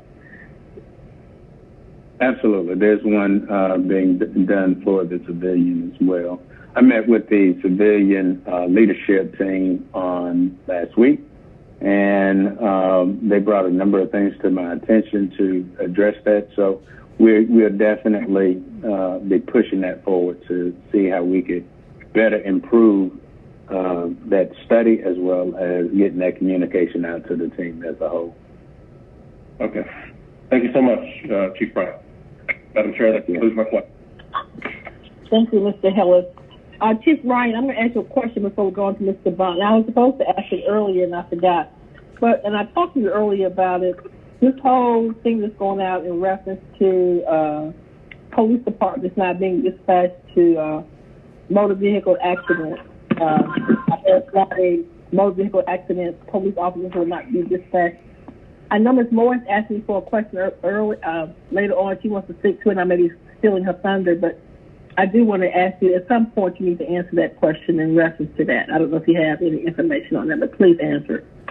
Absolutely. So this was a policy that was put in place back in March. I don't know why it's just getting out now, but it did. It was put in place during the COVID period to ensure or to minimize any actual contact with citizens so that we wouldn't see a significant outbreak within the police department nor spread it encountering the citizen. And so I don't know why or what happened that it got traction this late because it has been in place since March. But I am reevaluating it. Got with the team this morning so that we could take a look at it to see how effective it's been, any issues that we've had over the past few months that it's been in place. But I want you to clearly have an understanding that this a temporary policy or suspension of this our normal operation is not unusual. We've done it a number of times as it relates to unique events. And once we can stabilize the number of calls that we may be responding to, we go back to normal operation. So this isn't anything new or unusual for us to do. We have not had any significant problems as it relates to us implementing it, but I do want to reevaluate it to see if it's something else we could do and how we could better respond and address these accidents. Thank you. Mr. Bond. Thank you, Madam Chair. Thank you, Interim Chief, for your report. I just have a few quick questions. But Chairwoman Shepard's question jarred something else in my memory. Your predecessor, Chief Shields, I believe, disbanded the narcotics unit and announced it publicly. Have you taken a look at whether or not you would maintain that policy, or are you reevaluating it in any way? Absolutely. We just had that conversation as well, where we're reevaluating what that looks like. What I can tell you is there's not been any loss of traction as it relates to us investigating narcotic cases because the duties were just put into a different unit, which gave them the ability to have more enforcement. So we didn't lose. It was in a space where we weren't investigating narcotics crimes. It's just that unit was, we put the individuals into another unit and they work out of there. And the numbers, from my understanding, are as good or just slightly better than when we had the whole unit together as a whole. Okay, that was encouraging because it was, I guess, for me at least, wasn't fully explained and was distressing to some members of the public that didn't understand that. But thank you for the explanation. In light of the presentation that we got today from the Mayor's Committee on APD and the Police Department, I'm concerned that about the morale for the officers who are, working every day. And can you expound on that, or, well, rather, I'd like to know if there has been any dialogue with the rank and file to find out, how they're feeling or what their issues are, particularly from your level or even perhaps from the mayor's level about, how they're feeling in the job despite, the challenges that they're facing, and whether it's COVID or the activism or many of, 99% of our officers getting painted with the broad brush from bad actors either within the department or from across the country. And what is the morale like? Well, Councilmember, as the profession as a whole is being affected by what we're seeing on the news, and here in Atlanta itself, it is very challenging throughout. One of the things that we do as an executive team is to go out and talk to our officers in the field or in their particular work station to evaluate those very same things, to have one-on-one dialogue with them, to see exactly what their feelings, what we can do to help get them through this time. They just did a survey. There was a survey just done from the administration. So there are a number of things that we continue to do to try to improve upon the morale of the men and women of the Atlanta Police Department. Now, what we are seeing is that we are moving the needle slightly, and we see that by officers' efforts about what they're able to do, and then how their conversations is with us. And so we are seeing improvement. I think that, once we get beyond this, you'll see that strong and resilient police department like we've always been. All right, well, thank you for that, and please communicate that that we're in full support of them who are, serving us dutifully every day, putting their lives on the line every day. If they don't know it, we want them to know it. But I guess my last question is really, there seems to be a rash of shootings, and from the outside looking in, based on what, largely get from media reports, some of this seems to be either gang-related or drug-related. Can you elaborate on what these shootings seem to be revolving around, and what seems to be the cause of them? So again, we've looked at these to try to break them down. There are some that are drug related. Clearly, there are some that are gang related. Some we just haven't been able to label because even though we may have a suspicion of what that nexus may be, unless it's something that we can actually prove, we just don't identify it. But I'm going to tell you, one of the things that we have seen here lately is the number, again, as it relates to these social gatherings, be it a location throughout the city or these Airbnbs. And the Airbnbs are the things that we are now starting to see that's beginning to tick up on us, where people are renting these Airbnbs and having these atypical type social gatherings, and they are becoming problematic for us when we're seeing that. And so we're seeing some shootings around those as well when they have these parties at those type of events. So we're trying to track that to see where we could improve upon getting some intelligence or forecast on where these type events are occurring and address that where they are.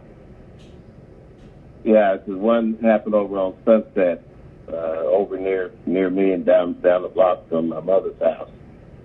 And I think the gentlemen were shot as soon as they got out of the car.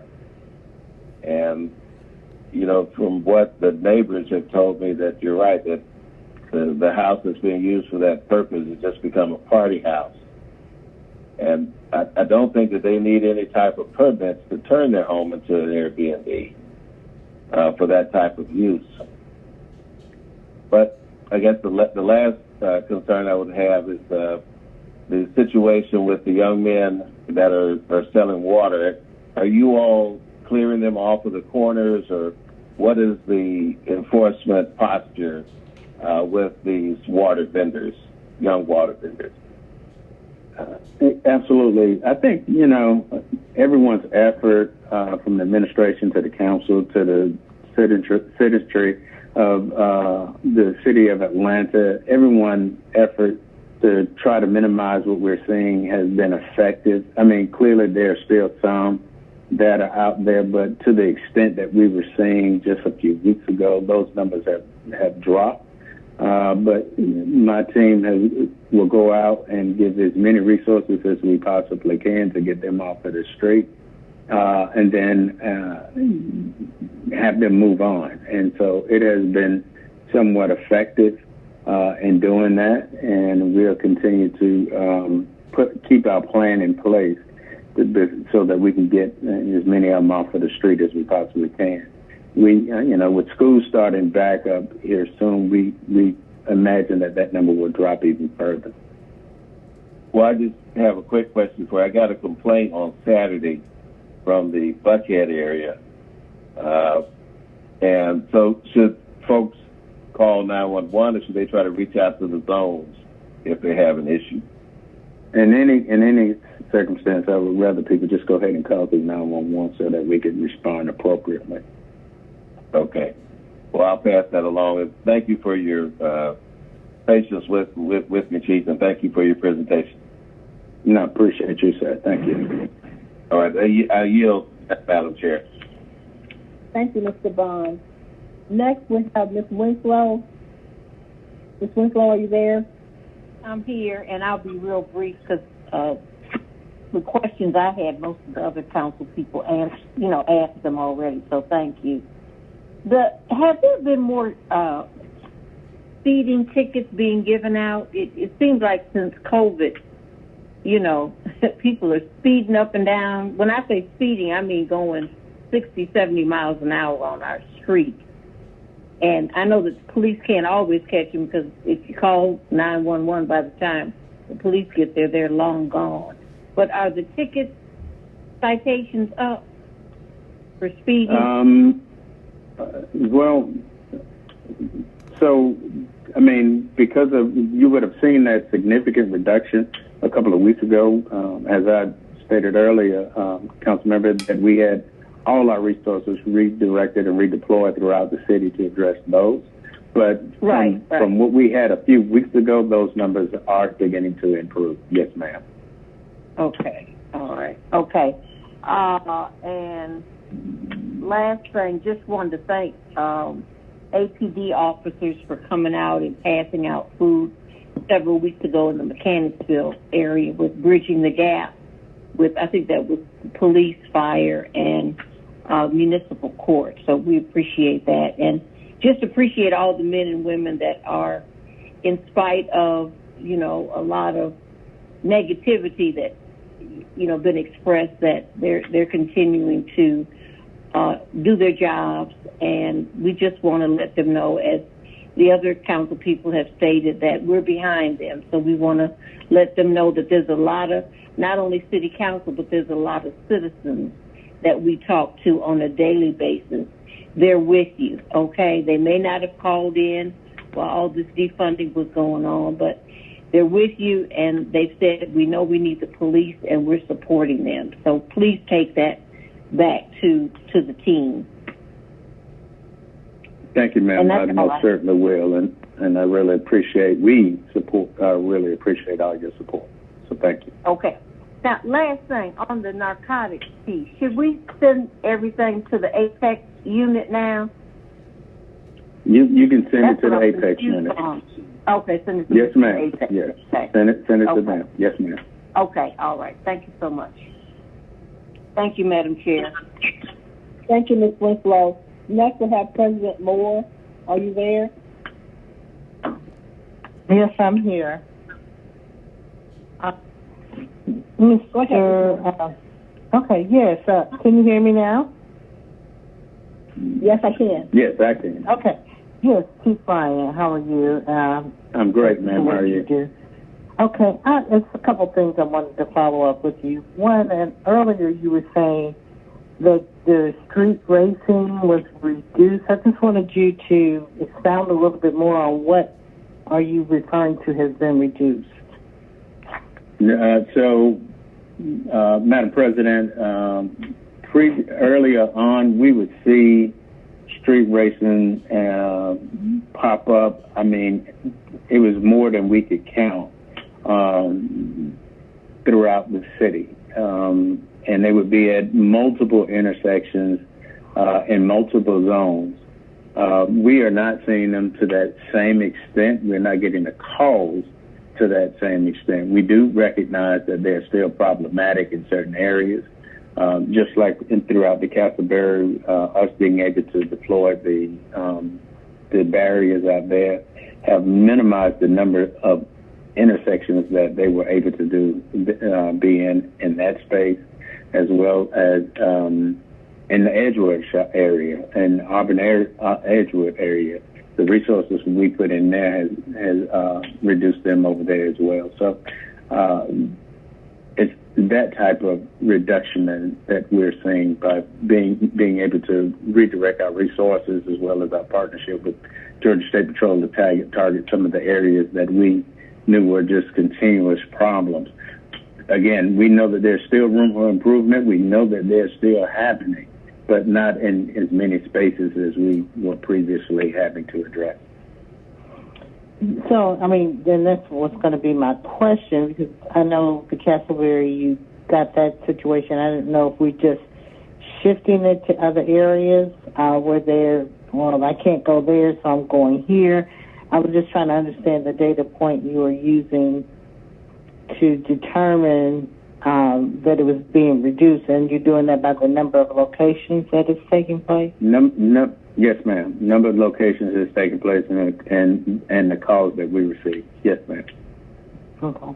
The other question I have is on, and Ms. Shepard touched on it earlier, on the not responding to non-emergency calls for auto accidents. And so the first thing is, you said that this was happening back in March, and we're just now finding out about it. I just want to ask if we can find better ways of communication so that the council is aware of these things and we know about it, because I didn't know about it. I don't think anybody else did until it started coming out in the news. But then that seemed to be quite a lag from when it was starting to be implemented.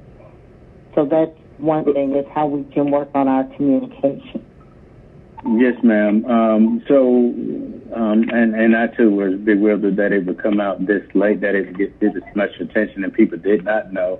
Once I think last week I asked the team to take a look into it, and there was media coverage on it back in March as well.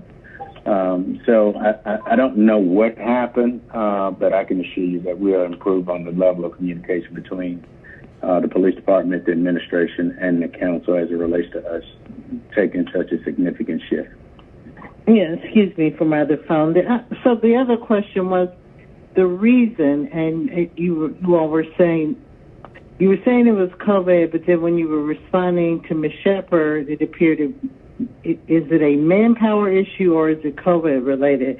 Because the reality is, police officers at some point are going to come in contact with people. It seemed like to me at an accident scene, it'd be an opportunity to have more social distancing, tell people, hey, stay in your car, stay back, or whatever, because you're really just, getting the license plate, determining, maybe who's at fault for the accident or that kind of thing. So is it COVID related or manpower related or both?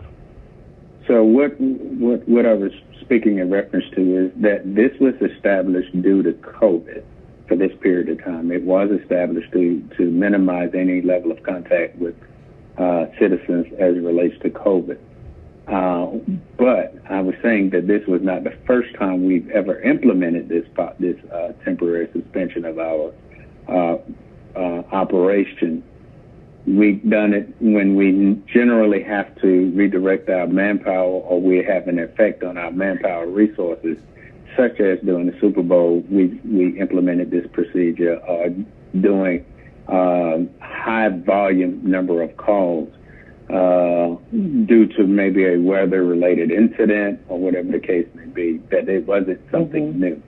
And that's what it related to when I was speaking to the staffing.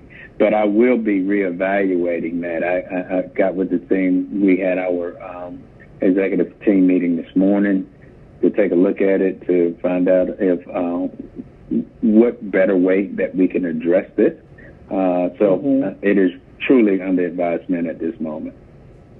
And that's good, because I know some people have insurance-related issues related to that, and determining who's at fault, and accidents and that kind of thing. And then, even perhaps the little road rage incidents that could occur between people who get in an accident where an officer might kind of keep the conversation cooler or keep parties away from each other. So I'm glad to hear you reevaluate that. And that's all my questions, Madam Chair. Thank you, President Moore. We'll now move to Mr. FAROKHI. I think you have a question. I do, Madam Chair. Thank you. To Brian, I want to spend a little more time on street racing. I received, and heard myself, but received more emails this weekend than last weekend. And so I'm afraid that if you were standing in front of just two residents right now, you'd be shouted down with respect to some of your comments on street racing, which seems and feels to be going unabated in my neck of the woods, and I'm sure that's true for other council members as well. And so I know it's on your radar. It's been on the city's radar for what feels like a couple months now. Let me ask you this. Were any arrests made this weekend related to street racing? I don't think that we made any arrests as it relates to the street racing this weekend. I do know that we made some the weekend. I know we made some the weekend before, but we didn't make any, or I don't have any reports of any significant street racing arrests. And were we working in some capacity with State Patrol this past weekend? Yes, we continue to work with it in partnership with them every weekend. And when we work with them, and I don't think this is betraying any strategies, but when we work with them, are they only permitted or focusing on state routes, or are they also helping us on city streets? They help us throughout. Okay.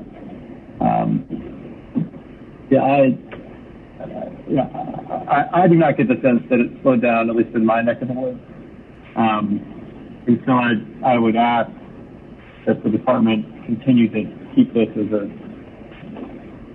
a pressing issue to be addressed over the coming weekends. And I'm happy to provide a few key areas that seem to get repeat weekend activity that I thought maybe on y'all's radar now. I did hear one complaint from a resident in Midtown about a car accident that happened as a result of presumed street racing in front of Lowe's Hotel on Peachtree Street that took an hour and a half to 2 hours before a police officer showed up. People just left their car and they got out of town. And so I'm also a little bit worried about 911 response and APD response. And so I guess my question now piggybacks on what Council President Moore asked, which is, are we staffed in a way that's not allowing us to respond quickly to a whole host of crimes, or are we seeing a spike in activity so that the regular staffing isn't sufficient right now? No, I can't say that we are. I'll clearly be glad to get the information on this response to this accident and see what happened. But that's not a typical time response for an accident unless something unique was going on. I mean, we did have a very busy weekend, and but I'll be glad to follow up, take a look into it and follow up and see exactly what happened and why that response was so delayed. And I guess my last question is a request. Would you, the department, be willing to share with this committee or perhaps all the council the number of arrests and or citations that have been made related to street racing after this coming weekend? I think it would be helpful to see if the efforts are yielding any enforcement markers or if not. And so I would just request that information be shared with us after next week. No problem. We'll track it and be glad to share it. Thank you, Chief. That's all I have. Thank you. Do I have any other questions for Chief Bryant and my colleagues? Any other questions? No question. Oh, okay. I'm sorry. Dustin, I'm sorry. I wasn't sure if was that the same question or another question. Go ahead. Thank you. Thank you, Chairwoman Shepard. This kind of goes back to, I believe, one of the questions you asked. It's been a while since we have received an organizational chart of APD that shows the organization, the names, emails, and phone numbers down to the captain. So that's something you can provide to us, Chief Bryant? Sure. We'll get that to you soon. Thank you. Is that it, Mr. Hillis? Yes, ma'am. Thanks so much. All right. So, Chief, I just want to say I thank you also for your response. Whenever I call you, you reach out, and your police department. And I also, like my colleagues, would like to say how much we support the police department in all that they do. I mean, I know that there's some difference of opinion in my community. I have some people who are saying defund, but a huge majority of the people in my community are saying fund the police department and they support. So I just want to say I support you all. We need the police department every day. Regardless of what's going on, the police is most definitely needed, and we support you.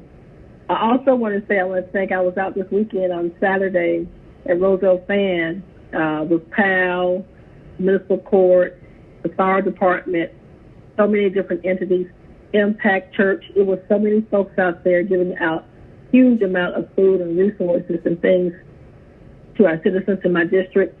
And I want to say I appreciate all you all do across the city. You all have given out a lot of stuff out in Pittsburgh and Peoplestown and Joyland and a lot of neighborhoods in my district, and I appreciate what you all do.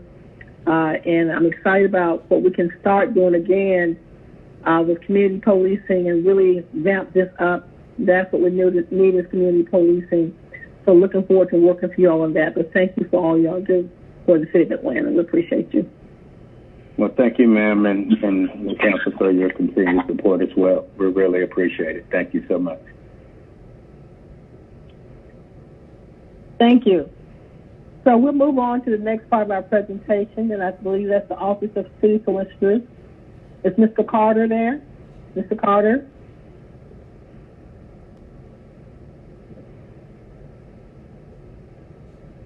The Office of City Solicitors?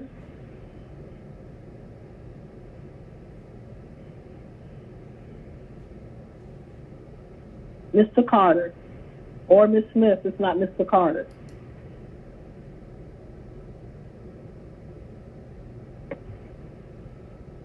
Can you hear me? All right, who's speaking? Yes, this is Raines Carter, City Solicitor. Can you hear me? Yes, I can hear you now. Thank you. Okay. Greetings to you, Chairwoman Shepard, to Council President Moore, and to all members of the Public Safety and Legal Administration Committee. I am Raines Carter, City Solicitor, and as always, I am very appreciative of an opportunity to present our fourth quarter update to the committee. If we would, please, let's move to page 2.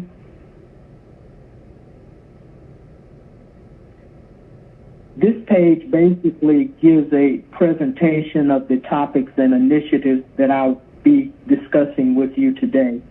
I'm going to discuss our collaboration with the Atlanta Police Department during the arrest that took place with the demonstrations earlier this summer. I will also give an update on the bond hearings that we have been conducting since COVID-19. I also want to discuss other COVID-19 continuity of service matters that we've been involved in.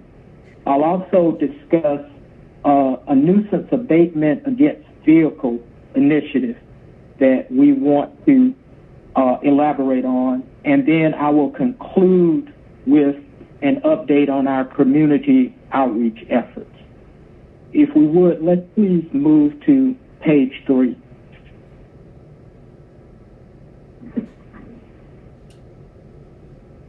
We had an opportunity, and I want to express appreciation to the Atlanta Police Department and Chief Bryant for allowing us to collaborate with APD at the CNN Center, the Zone 5 precinct, during the numerous demonstrations that took place from May 30th to June 26th.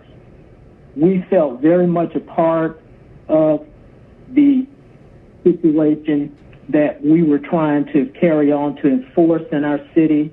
We had assistant solicitors that were physically deployed to support APD with charging decisions related to the demonstrators and to the curfew violations that took place.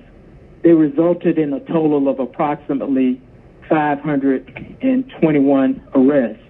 And what we found during this collaboration was an ability for us to work closer together. I'm happy to announce that Chief Brian and I have had an opportunity to talk, and we are going to continue these efforts with the deployment of assistant solicitors and staff to our 6 police zones on a permanent basis. We're very happy to become a part of this process, and we found some interesting scenarios that took place. Not only were we there to give advice about charging decisions relative to state charges or city ordinances, but we were able to advise on unique situations. Sometimes we'll get a question like, what happens if someone is pointing a laser at the police, or if you have a situation where people are basically throwing things at each other and then turn around and throw them at the police. So we were able to basically offer our legal advice, and we hope that we were some help. And what grows out of this, I believe, is an opportunity to move forward on an everyday basis to do that. If we would, let's move to page 4. Okay. Of course, since the onset of COVID-19, the court has been conducting bond hearings as opposed to our normal scheduled calendar. To date, we have participated in over 527 bond hearings. Most of those result in cases being continued until such time as hearings may resume throughout the court system in Georgia. However, we have been able to work on a few cases with approximately 55 that needed to be bound over. We every now and then will run into a situation where we can actually go ahead and dispose of a case, and we transferred a couple of cases to juvenile court. During this period, we have really stepped up our efforts for diversion in our alternative prosecution program. With the help of a lot of people, we have successfully transitioned to a remote process where people are able to carry out these activities online. This has allowed several individuals, of course, to be able to resolve their cases without an appearance in court.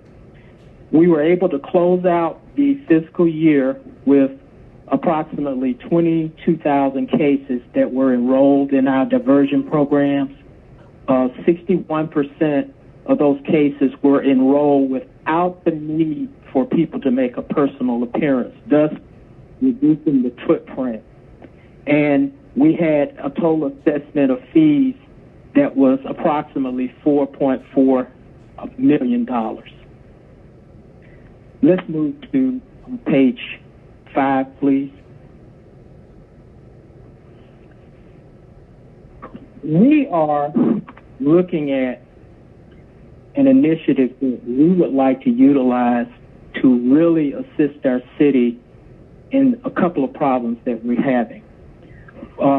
We have been conducting research and looking at some of the things that have been taking place in other cities as to how they're attacking their violations for racing. And some cities are also using the nuisance process to deal with vehicles that are involved in illegal dumping. As you know, the municipal court has the authority to hear and abate nuisances under state law. And of course, there is the broad definition of a nuisance that the state of Georgia allows, which can be any type of situation that could affect a reasonable, ordinary person. And of course, racing is definitely in that category, and so is illegal dumping. Mr. Carter, Mr. Carter, your voice is going in and out. I don't know how you're holding your phone, but be conscious of how you're holding your phone because it's getting a little muffled at some point. Okay? Okay, thank you very much. Can you hear me better now? That's good. Okay, thank you.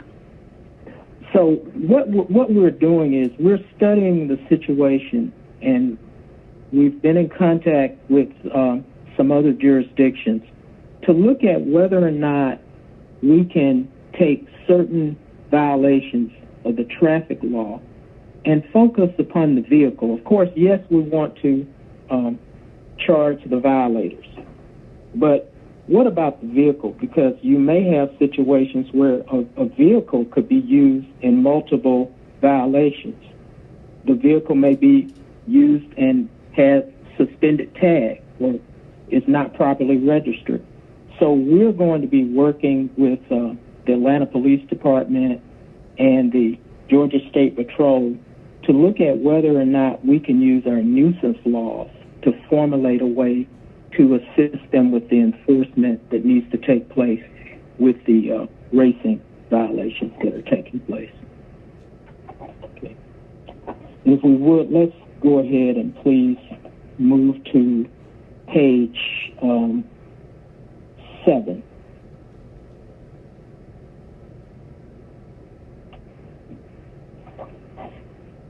Page 7, of course, gives our update on our community outreach.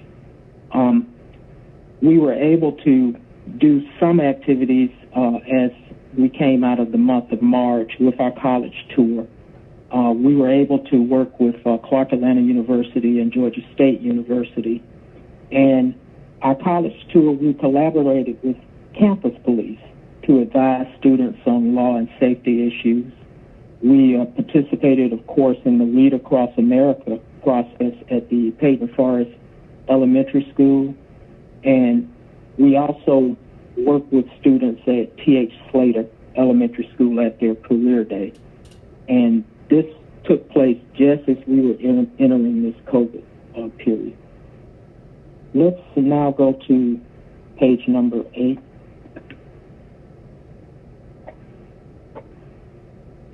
In April, we were able, on a volunteer basis, to participate in 5 of the food drives that were hosted in Council District 10 by Councilmember ANDREA BOONE. And we were able and very proud to help address food insecurities at the C.T. Martin Center. And thousands of our families benefited from this initiative. In May, we, of course, got involved with the activities that took place in District 12 with Councilmember SHEPERD. And this 2-day effort provided quite a bit in terms of activity bags for citizens, materials, instructions, and those things that we could do to help people with food and to lift their spirits. And in June, we were able to gather volunteers in the office to do a specific project with MPUJ to help with the voter registration drive. let's go to page 9.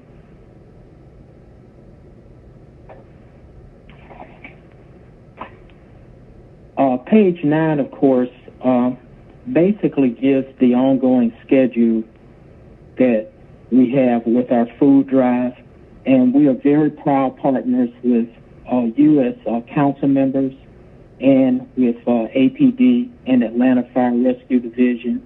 The first one was July 11th at Greenbrier Mall, and we were very appreciative of Councilmember Overstreet coming out and personally working with us to help deliver food.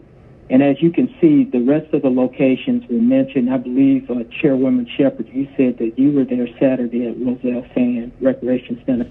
And we just appreciate all the help and the input that we've had to keep reaching out to the community and assisting.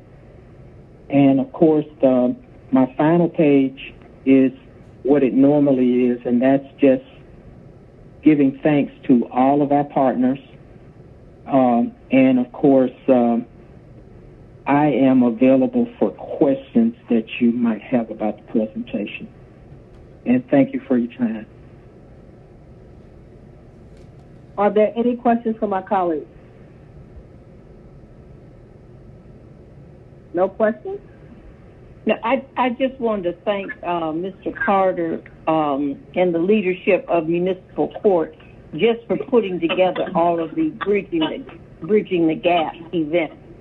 We know that your team has worked extremely hard to coordinate those in districts where the need is the greatest, and it's been duly noted. So just wanted to acknowledge everybody at Municipal Court that's been doing such a great job with outreach and working with police and fire.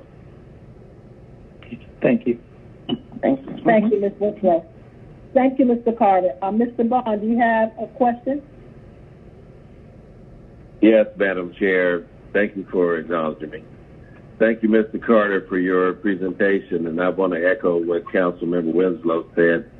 Some of those food distributions, you know, you all partnered with me as well, and so I just wanted to compliment the staff, your staff, and the staff over in Municipal Court for their efforts and volunteerism and putting themselves at risk, frankly, to assist the community in these food distributions. But I do have a question, given, and you may have touched on this on your presentation when you were kind of going in and out, but for these demonstrators, I am just wondering, what are they typically charged with, and what happens to what typically happens to some of these protesters that have been arrested with municipal charges? I mean, how do you all handle that? These demonstrations were unique in the sense that many of them at times turned into violent protests. So what took place this time, Councilmember Vaughn, is that the types of charges were broadened. Some were actually charged with very serious offenses related to felonies, damaging property, arson. We also had demonstrations that relate to our typical city offenses that deal with impeding the roadways and those types of things. So what we have now is we have a number of cases that are going to be awaiting adjudication, and they're going to be at different court levels. So, of course, those more serious offenses are going to be handled by our state and superior courts. With regard to our municipal offenses, we are going to evaluate those cases and take a look at the types of recommendations that we would make to judges for people that were involved in peaceful demonstrations as opposed to people that were involved in property damage, theft, and those types of issues, which really speak to criminal conduct rather than peaceful demonstrations. So we'll be making those recommendations and going forward with those cases once the court process resumes. Well, thank you for that. Just a quick follow-up. Would it help to have in our municipal code a specific civil disobedience charge that we could give or would be given to peaceful protesters, or is the code fine on its own? Because when I was arrested in the 80s for when I was in protesting apartheid, we went up to D.C. and got arrested there.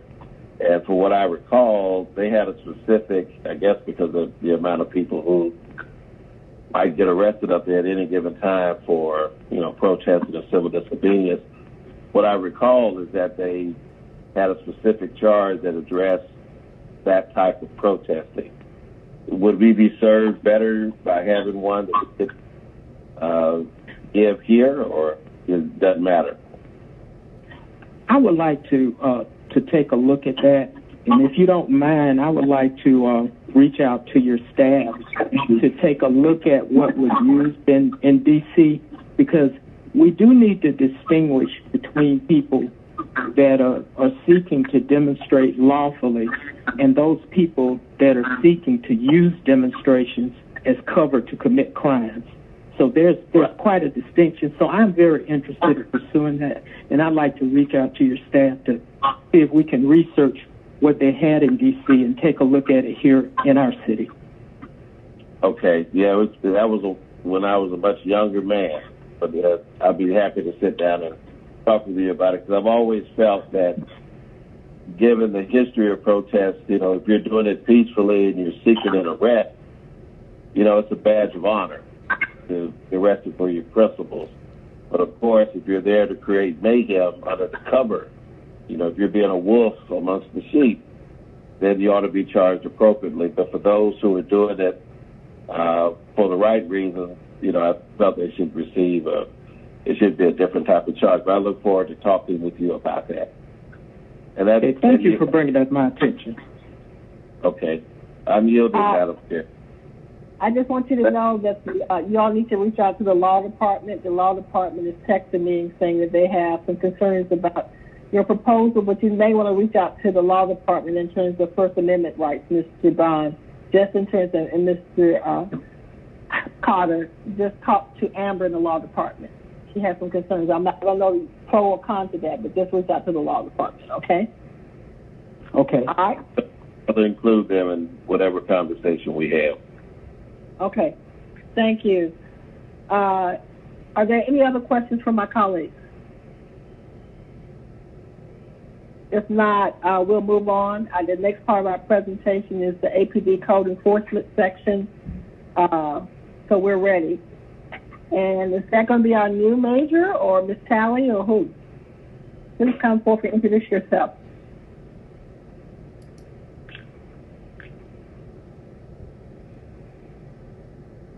Ms. Boone, did you have a question?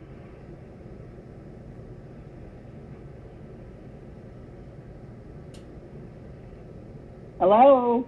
Hi. Hi. Good afternoon. This is Talley. Hello? Can you hear for just 1 minute? Hold tight, Ms. Talley. Ms. Boone, did you have a question? Yes, I just wanted to, could not let this time go by without thanking Ms. Carter and Ms. Smith, the entire APD staff, and finest, our fire department, for all they have done to help with these food events. So many people, so many senior families have been blessed by their work, and we could not make it without them. I just want to pass without thanking them for everything they've done. Thank you. Thank you, Ms. Carter. Thank you, Ms. Boone. All right, Ms. Talley, we're now ready for you. Thank you so much. Thank you, Mr. Carter. Thank you. Thank you, Madam Chair. Good afternoon. I'm Ashley Talley with the Illinois Department Code Enforcement. Thank you, Madam Chair, and members of the committee for allowing to present today. Since our last presentation, as you guys have heard, and as you guys know already, we've had a couple of changes that have occurred in our division. We do have a new deputy chief, which is Michael O'Connor, and have a new major, Brian Schiffauer. And if we could, Madam Chair, before we begin our presentation, allow Major Schiffauer to introduce himself before the committee. Yes. And Major Shipper? Yeah, I'm ready. Yeah, I'm here, ma'am. Hey, good afternoon, Madam Chair and City Council. My name is Major Brian Shipper, and I am your new Code Enforcement Commander. I was assigned to the Code Enforcement Section on July 9th of this year. I'm very excited to be in this position, and I really feel that the transition is doing quite well. I've met with several of the City Council members and have worked with you on several different projects. The ones that I have not met, I look forward to meeting you and working on your issues. Feel free to reach out to me anytime so I can help you address your constituents' needs and concerns. With all that said, I'd like to turn it over to Ms. Talley so that she can give the presentation for code enforcement. Thank you. Okay, thank you, Major Shipper. If we could go to slide number 2, which is the agenda. So today we want to focus on 3 areas, and it is code enforcement's response to the pandemic, to COVID-19, as well as report out on our compliance resolution activity, which includes our demolition and clean and close projects for FY20. And lastly, we want to discuss our return to work plan that I think everybody will be excited about. On to slide 3, please. So, as you guys know, we did not have code enforcement officers in the field, or had not had code enforcement officers in the field since mid-March. We were deemed non-essential, and the entire staff was assigned to work remotely. And so while we did not have code enforcement officers working in the field, we did manage to gain voluntary compliance through verbal communication. There were over 2,200 complaints filed through ATL 311 as well as online complaints from March through July 31st of this year, which is down 52% from last year. But I would like to note our former Major Mason, as well as Officer Terry Exum, who is still assigned to APD Code Enforcement. They were our boots on the ground during this time. They were able to go out and look at several of these properties that we deemed an emergency. They were able to go out and gain compliance. And not only did they do inspections for APD Code Enforcement, they were able to inspect several code violations for the Department of City Planning, which included the Arborist Division, the Buildings Division, as well as zoning. And if I could actually say thank you to the Department of City Planning, I'm very proud to share with the committee that although we work collaboratively with these other departments, their code enforcement agencies on details, but I would like to report that we have worked very well together. Everybody came together to report on the different code violations in the various departments. They were going out, I would say the zoning department, the Department of Public Works, they were going out, speaking with folks regarding APD code violations. The zoning folks, once they got back into the field, they were doing the same. So we were able to work together, and I could not have been proud of this moment. So I would like to also thank those various departments that have also helped us.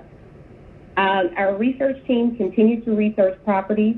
We did manage to get some laptops, not for the entire research team, but we do have our researchers that are able to determine property ownership. And so through that, we were able to make a lot of contacts. People are home, and so we were able to make a lot of contacts and gain voluntary compliance, as I noted. We complied up to July 31st over 600 complaints and an additional 105 as of August 3rd, which was our first week back in the office. So we have managed to comply over 700 cases during this time. Slide 4, please.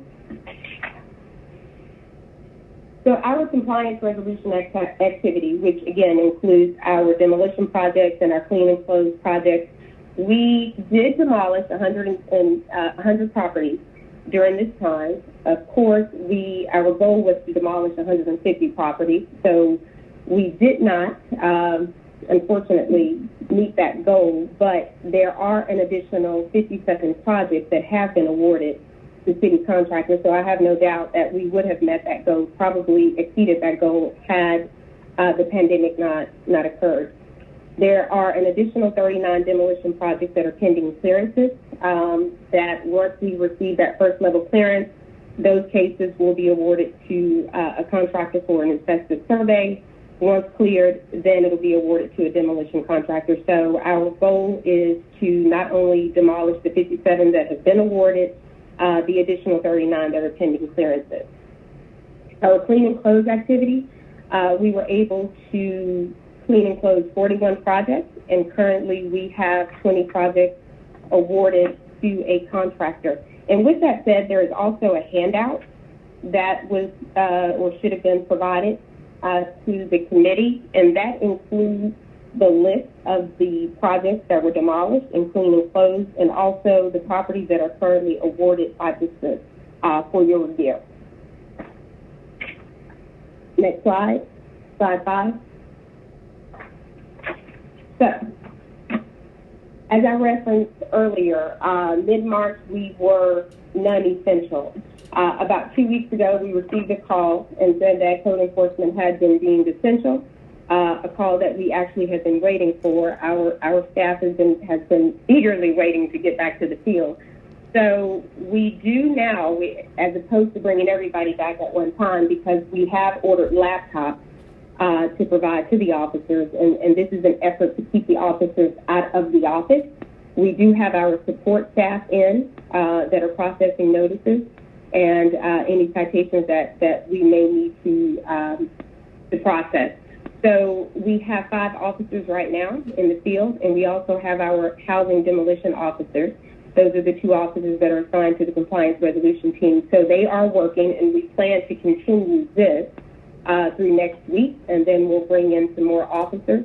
Our goal is to eliminate the backlog, the 2,200 cases that were created since the pandemic. And so we feel that bringing these officers in, even with the 5 plus the additional folks that are coming in next week, we should be able to eliminate our backlog.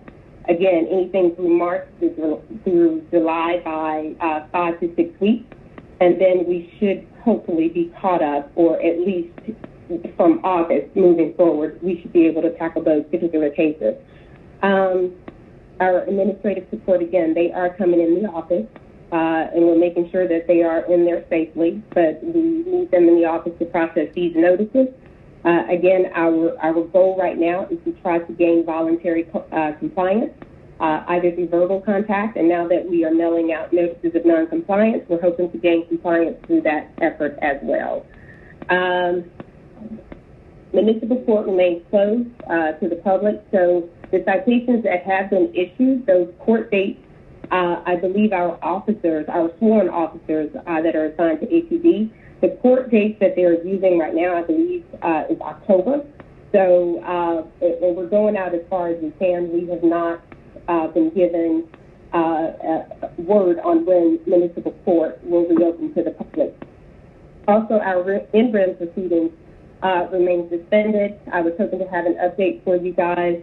Our last hearing was in February. When we left the office, we were preparing for our March in-rem agenda, administrative in-rem agenda. There were 40 cases listed on that agenda.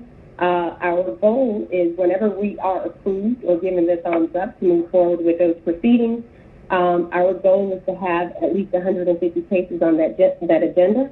It may not get us up to where we would have been prior to the pandemic, or if the pandemic had not happened, but we want to have as many cases on that first agenda as we can, so we can move those cases forward. And with that said, that is going to be our code enforcement update for this particular quarter. So now I will open it up for questions. Thank you very much for listening. Thank you, Ms. Talley. I'm going to step in. I see Mr. Hillis jumped in, but I'm going to ask a question. Now, I see where it says interim proceedings suspended. What does that mean again? Actually? I'm sorry. Are you all meeting virtual, or are y'all meeting at all?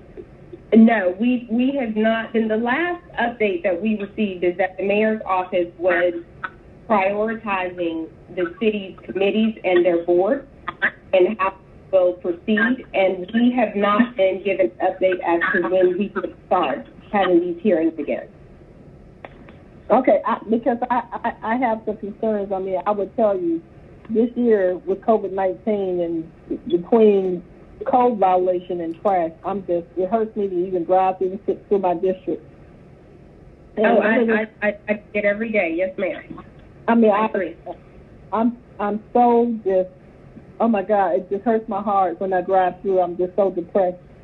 But one of the things I'm going to be asking the mayor's office is, as we open up these new virtual boards and things, I mean, we know we've got ZRB starting again, we got LRB starting again, right. So the other commissions are starting. So I'm at a point where I don't see why we can't set up a procedure to start MREM over again. And the most important one, more so than MREM, and I've just been having an online conversation with Judge Portis as we're talking, is the court system. Because you and I talked earlier last week in reference to some code violations I had in my community, and one of your challenges was you all just started with your 5 inspectors for the whole city, and we know that's not enough.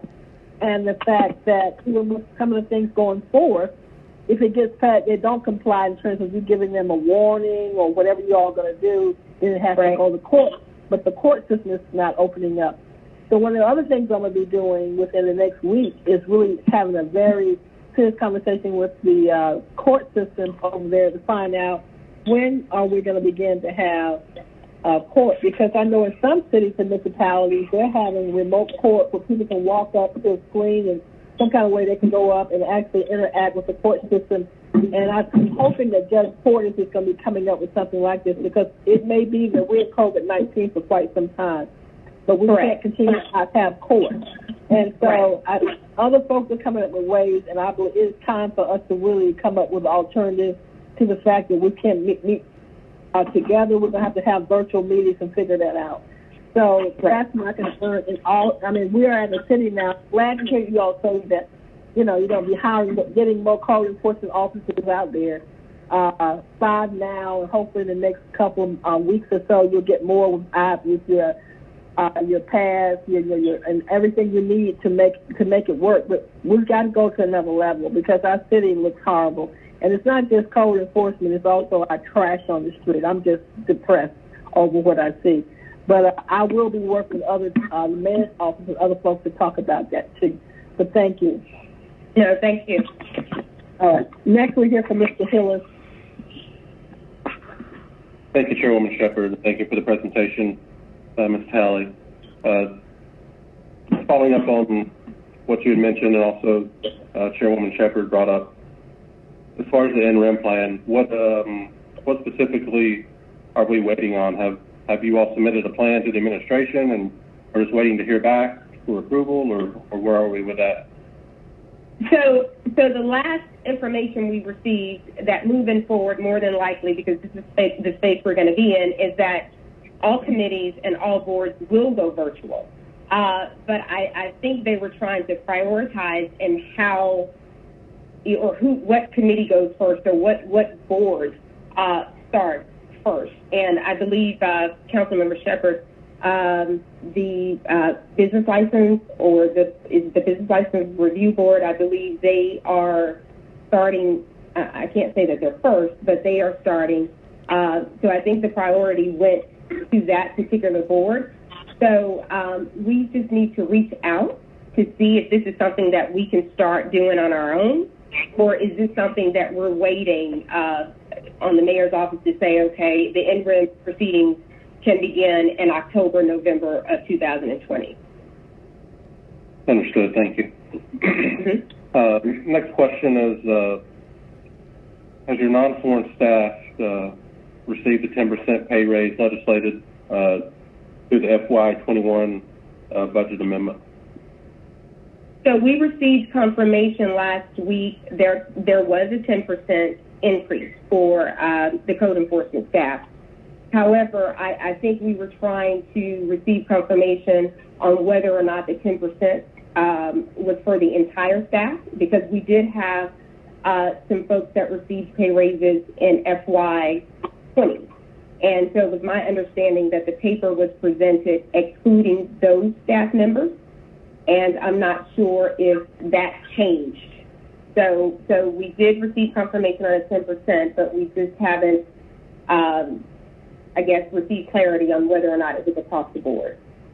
Okay. Well, I'll be glad to provide clarity to the administration for that, because I was the author of that amendment, and there were no strings attached to that amendment, so to speak. It was very clear that 10% was supposed to go to everyone that was non-sworn within the code enforcement section. So okay. I'll be sure to send that communication over. Okay. Just a few more updates. My understanding, the private property record contract, that's still waiting execution and signatures? Correct. I spoke with the Department of Procurement, a rep from that department on Friday, and that is still where it is. It's actually, they're still trying to finalize it, and once it's finalized, they will send it out to the contractor that was selected for signature, and then return for internal signature. Understood. And what, on the subject of procurement, where are we with the asbestos survey procurement? So we are planning to solicit September of this year. Understood. And just so I'm understanding, the recent legislation that was passed about the overgrowth abatement process, what steps do you all have to take to actually get that to happen? Does that have to be a procurement, or does that have to be POs, or? We're all ready to go. We actually, I have a contractor out on a couple of projects that they're looking at to give us quotes. So that is actually effective now. We have the funding in place. The only thing that we may need to do at this point, we have one contractor that we're going to be using right now, and we're going to be using our clean and close contractor. And I just don't think he's going to be able to keep up with the current list that we have. These are properties that we sent to the Department of Public Works in 2019, and these properties, some were cut, but the majority of them were not cut. So we're going to be sending the contractor out to review those properties and get quotes for us. So it's nothing that we have to procure. We already have a contractor in place to do these types of services or provide these types of services. Understood. And once a property is put into that process, as you know, many of these properties are constant problem properties. Is there going to be a process to follow up on those properties automatically, or will they need to be reported again? So right now, they would probably need to be reported again. At some point, we may be able to put them on some type of rotating schedule, but we need to be careful with that because, of course, we need to have funding in place to be able to do that. I believe right now we probably have right at 100 properties, and I'm sure there are more out there. As Councilmember Shepherd said, when you drive through the neighborhoods, you see tons of trash on private property as well as overgrowth. But our inventory right now, we have about 100 properties.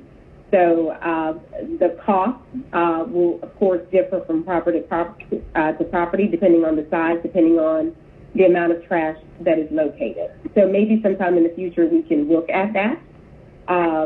Maybe going out or sending that contractor back out maybe twice a year, two or three times a year, to clean and cut and maintain that property. Of course, prior to us doing that, the code does require that we send out a notice of non-compliance letter. So not any type of formal posting or advertisement, but a notice of non-compliance letter to the owner's last known address is required in order for us to send a contractor out on site. And last question in regards to that, once that abatement is done, overgrowth cut, trash picked up, whatever the case may be, we follow the same process as we do in demos and cleaning closes, as to placing a lien on that property for the cost of that service? Yes, that's correct. So we will request the Office of Revenue to file a lien against the property for the cost of that service. Yes, that's correct. All right. Thanks so much, Ms. Talley, and thank you, Madam Chair. That concludes my question. Thank you. All right. Our next speaker is Mr. Bond.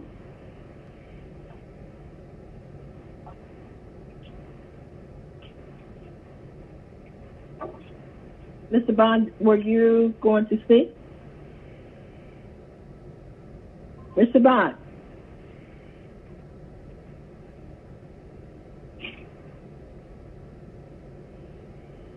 One more time for Mr. Bond.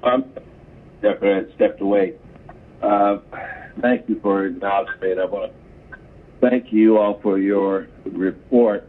And I have a question, but I don't know if you can specifically answer it, but I want to put it on the table. But given, we've all seen the sad shape that Atlanta is in as far as these overgrown lots and, these properties that are in desperate need of having boarded them up. Has there been any discussion, given the number of employees that are charged with doing a lot of this cleaning and closing and yard cutting, that some of the COVID funds that the city had received could be used to contract some services since the employees seem to be no longer available because of COVID-19 to perform this service in a timely manner. Has there been any discussions around that at all? To my knowledge, and I believe the Department of Grants, and the full name escapes me, but they can confirm that the COVID funding, we were not eligible for abatement of property, that those funds were not specifically for blighted properties, I guess I should say. There was a call I was on probably back in April regarding that, and that was a question that came up. So unless that has changed, funds for blighted property, specifically from COVID or due to COVID, we were not eligible for that. So I guess, I know your department may be eligible, but if Public Works is the one that's doing the cutting, and they're the ones who are short of personnel, wouldn't they be eligible? Because they're the ones that are actually doing the work, not you all. Well, we're not, moving forward, and I'm not saying they will not participate in any cleaning and cutting on private property, but moving forward, APD, that the legislation that Councilmember Hillis was referring to, allows APD to procure for those particular services. But again, it is my understanding that the funds are not for blighted properties or for services such as boarding, demolishing, or cleaning and closing. Well, I guess that depends on who is actually doing the boarding and the cleaning and closing, right? I didn't get that impression, no. I didn't get that impression. That the funding was for homelessness, the funding for other services, but again, not for these types of services, not to abate blighted property. Okay. Well, I guess going forward, I guess we need some discussion of that, because I read an article, I think within the last week, that said that, the city of Atlanta's only spent about 15% of the funds that we received because of COVID. And if it can go towards, well, I guess if it can't do it, it just can't do it. So that was my question. Thank you. Okay. And I'm sorry, that department is the Department of Grants and Community Development. I apologize. I couldn't think of the name of the new department. Is that it, Mr. Bond? Yes, ma'am, I yield.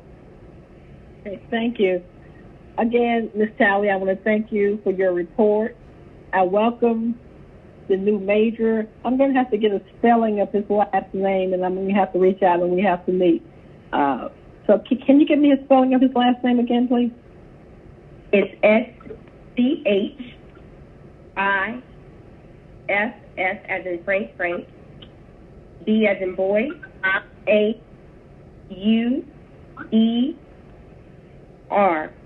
as in Randy. Okay. All right. I'm gonna have to work on that one too. But I'm looking forward to meeting him. It took me about 2 weeks. I'm looking forward to meeting the major if he's on. I'm looking forward to meeting you and interacting with you. Welcome to the city. And Ms. Talley, again, thank you for what you all are doing so much. And if nothing else, that will be it for today.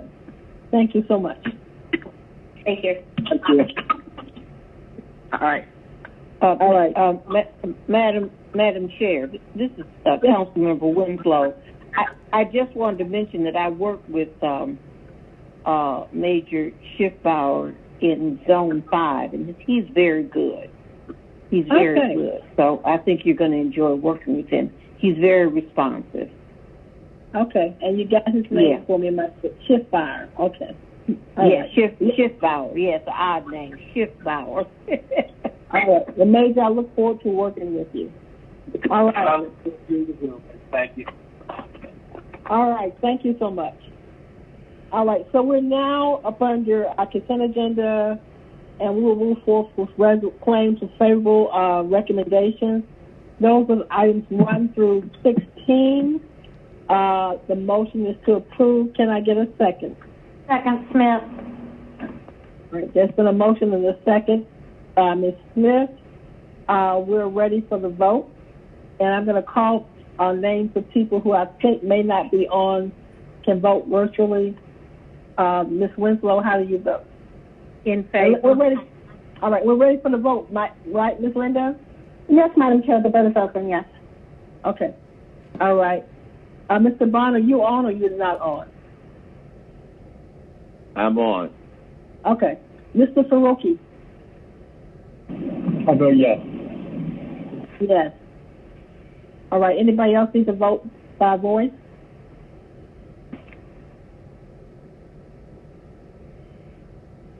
All right. We're finished. Madam Chair, the vote is closed. 7 yeas, 0 nays. Both items are favorable. Okay.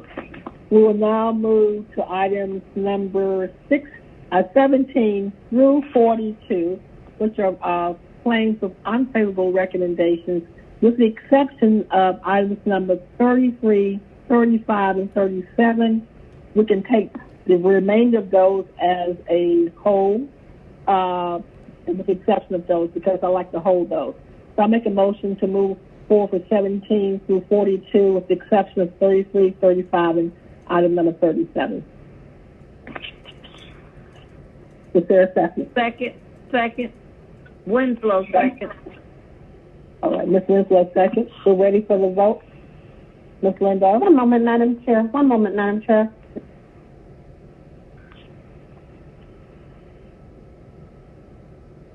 Mr. Farokhi, how do you vote? I vote yes. Thank you. Madam Chair, the vote is open. All right.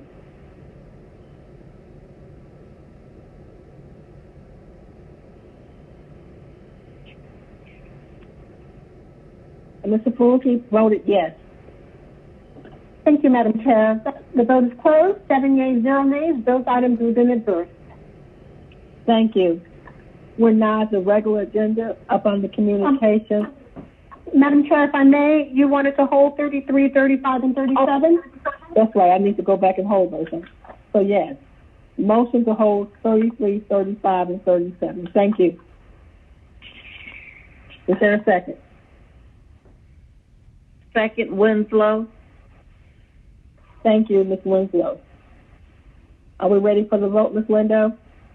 One moment, Madam Chair. The vote is open. Thank you. Mr. Farokhi, how do you vote? I vote yes. Thank you. Vote is closed. 7 yeas, 0 nays. Those items have been held. Thank you, Ms. Lindo. We're now up under the regular agenda up under communications. Ms. Lindo, can you sound that particular item, please? Item number 1 up under communications. Yes, Madam Chair, that's item 20C0058. This is communication from Debbie Skoczynski, President of Atlanta Planning Advisory Board, submitting the appointment of Ms. Dorothy Hurst to serve on the Atlanta Citizen Review Board in the Neighborhood Planning Unit NPU Group M through R category, and this appointment is for a term of 3 years. I believe Ms. Hurst is on the line, Madam Chair. All right. Please, Ms. Hurst, come forward to introduce yourself to us and tell us who you are and why you want to serve. Thank you for coming. Thank you, Madam Chair. My name is Dorothy Hurst, and I am a resident of downtown since 2001. The reason I want to serve is I'm a community advocate, has been since I moved downtown. I think I know several of the people on this committee know me because I've worked with you or either I've approached you about doing something for me. I chair public safety in MPUM. I'm also parliamentarian in MPUM. So I'm actively involved in the community. The reason I want to be involved in this particular community, because I have served on several boards for the city of Atlanta, is because I feel very strongly about what goes on in my community, because I believe one voice makes a difference. Because, you know, if you're not actively involved, someone else makes that voice for you. I think that I have a good relationship with the police, but what they'll tell you about my relationship with them is that I'm firm, but I'm fair.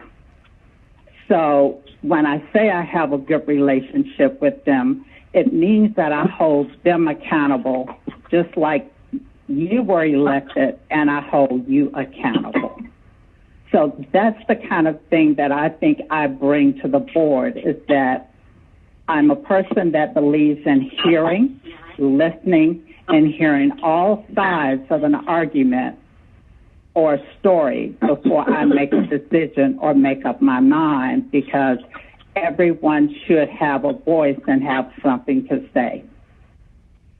Are there any questions that I can give you a lot more detail? I'm not sure exactly what you want from me, but I'm happy to provide that information. All right. Are there any questions from my colleagues? Thank you, Ms. Hurst.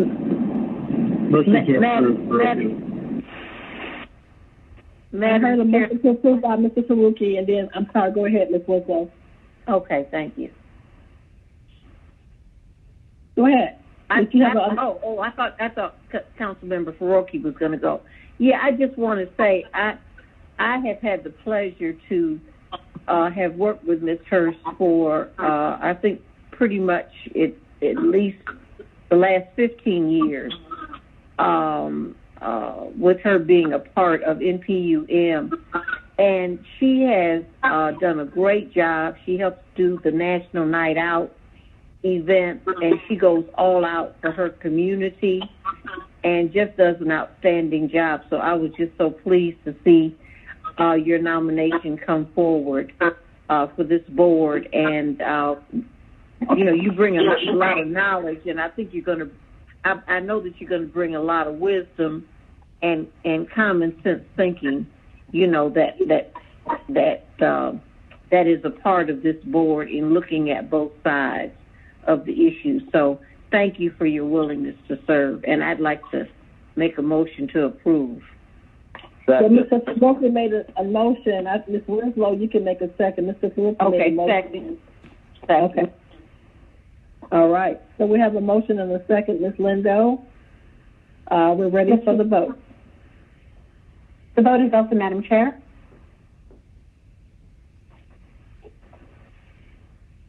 the vote is closed at 7 yeas, 0 nays. That item is favorable. Thank you. The motion passed. We're now on item number 2. Ms. Lindo, could you sound that, please? Yes, Madam Chair, that item yeah, and I believe we're going to have someone to speak after that. Go ahead. I'm sorry. was item 20C0066, a communication from Nancy Flake Johnson, President and CEO of the Urban League of Greater Atlanta, submitting the appointment of Ms. Leah Pullman to serve on the Atlanta Citizen Review Board. This appointment is for a term of 3 years. Is Ms. Johnson here with us today to speak? I believe you want to speak. I am, Councilmember Shepherd. Thank you all very much for this opportunity to introduce to you very briefly our candidate to serve on the Atlanta Citizens Review Board on behalf of the Urban League. So I am pleased to introduce to you Leah Michelle Pulliam. She serves as a senior empowerment advocate and social worker in the Urban League of Greater Atlanta's Pathways to Empowerment program. Her program operates under our Workforce Development Division. It's a component of our Financial Empowerment and Emergency Relief Center. She works directly with citizens of the city who have been impacted by COVID-19 and Atlanta Housing Agency clients seeking to advance up the economic ladder. Leah's experience in serving Atlanta communities makes her an excellent candidate to fill the league seat on the City of Atlanta's Citizens Review Board. She knows Atlanta's communities, how to solve many of the critical issues they face. Now I'd like to tell you a little bit about her background. She earned her bachelor's degree in psychology from Morris Brown College. She's been active in civic and community affairs in Atlanta for more than 30 years. She has worked both as a professional and a volunteer. She joined the Urban League staff in August 2018 after decades of working in senior positions in social services, assisting people in Atlanta's low-income housing community. She worked in the private and nonprofit sectors with neighborhood associations, neighborhood planning units, and by operating a neighborhood community center for many years. Throughout her career, she's built notable partnerships between community government, business leaders, and grassroots organizations. Leah is a City of Atlanta resident who is eager to learn and serve. She will be an asset to the ACRB and is dedicated to community service and the power of partnership to solve problems, and we are pleased to nominate her to serve on the Atlanta Citizens Review Board. Thank you very much. All right, thank you, Ms. Johnson. Is Ms. Pulliam, is she available to speak? Yes, she is. Ms. Pulliam, please come forward.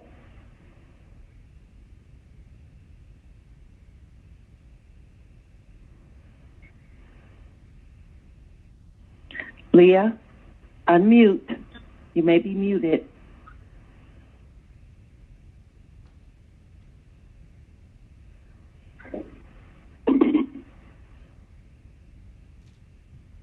Hello, Leah? Hello? Was that council member or was that Leah? I know she's been on this call for hours.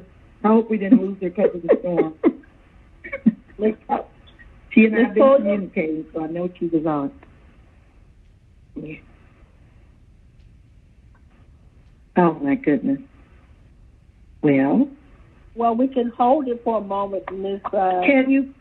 Okay, Johnson, and maybe can we step out? I really appreciate it. We can hold it for a moment and come back.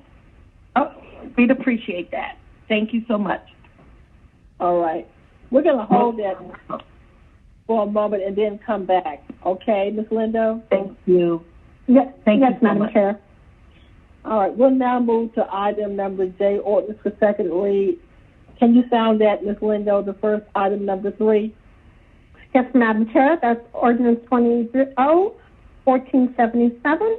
It's an ordinance by Councilmember Michael Julian Bond to amend the charter of the City of Atlanta, Georgia, 1996 Georgia laws, page 4469, adopted under and by virtue of the authority of the Municipal Home Rule Act of 1965, Georgia Code Section 36-35-1, as amended by amending Part 1, Charter and Related Laws, Subchapter A, Charter, to add a new Appendix 4 entitled Atlanta Citizen Review Board, so as to add the Atlanta Citizen Review Board as a charter-mandated board and for other purposes. Madam Chair, this will be the third reading before final adoption at the full council. Exactly. So we have been here before. This is our third reading, and I believe our final. Mr. Bond, would you like to make a motion? Yes, thank you, Madam Chair. Move approval. All right. Is there a second? Second, FAROKHI. It's been moved by Mr. Bond, second by Mr. FAROKHI. Ms. Lindo, we're ready for the vote. Ms. Winslow, Madam Chair? Ms. Winslow, what is your vote? In favor. Thank you. The vote is open.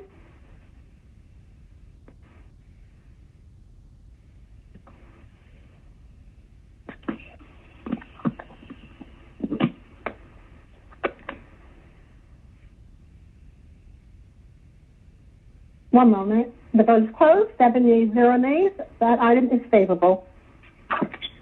Thank you, Ms. Lindo. We're now at item number 4. Could you sound that, please, Ms. Lindo? Yes, Madam Chair. That's Ordinance 20-1509. This is an ordinance by Public Safety and Legal Administration Committee amending the fiscal year 2021 intergovernmental grant fund budget, Department of Police, by adding to anticipations and appropriations an additional amount of $20,800 for the 2016 Smart Policing Initiative Grant Award and closing out the award by transferring employees back to appropriate accounts and for other purposes. All right. Are there any questions in reference to this? If not, I will entertain a motion. Move approval, Smith. The motion is to approve by Ms. Smith. Second, FAROKHI. Second by Mr. FAROKHI. We're ready for the vote, Ms. Lindo. And Ms. Winslow, what is your vote? In favor. Thank you. The vote is open, Madam Chair. Thank you.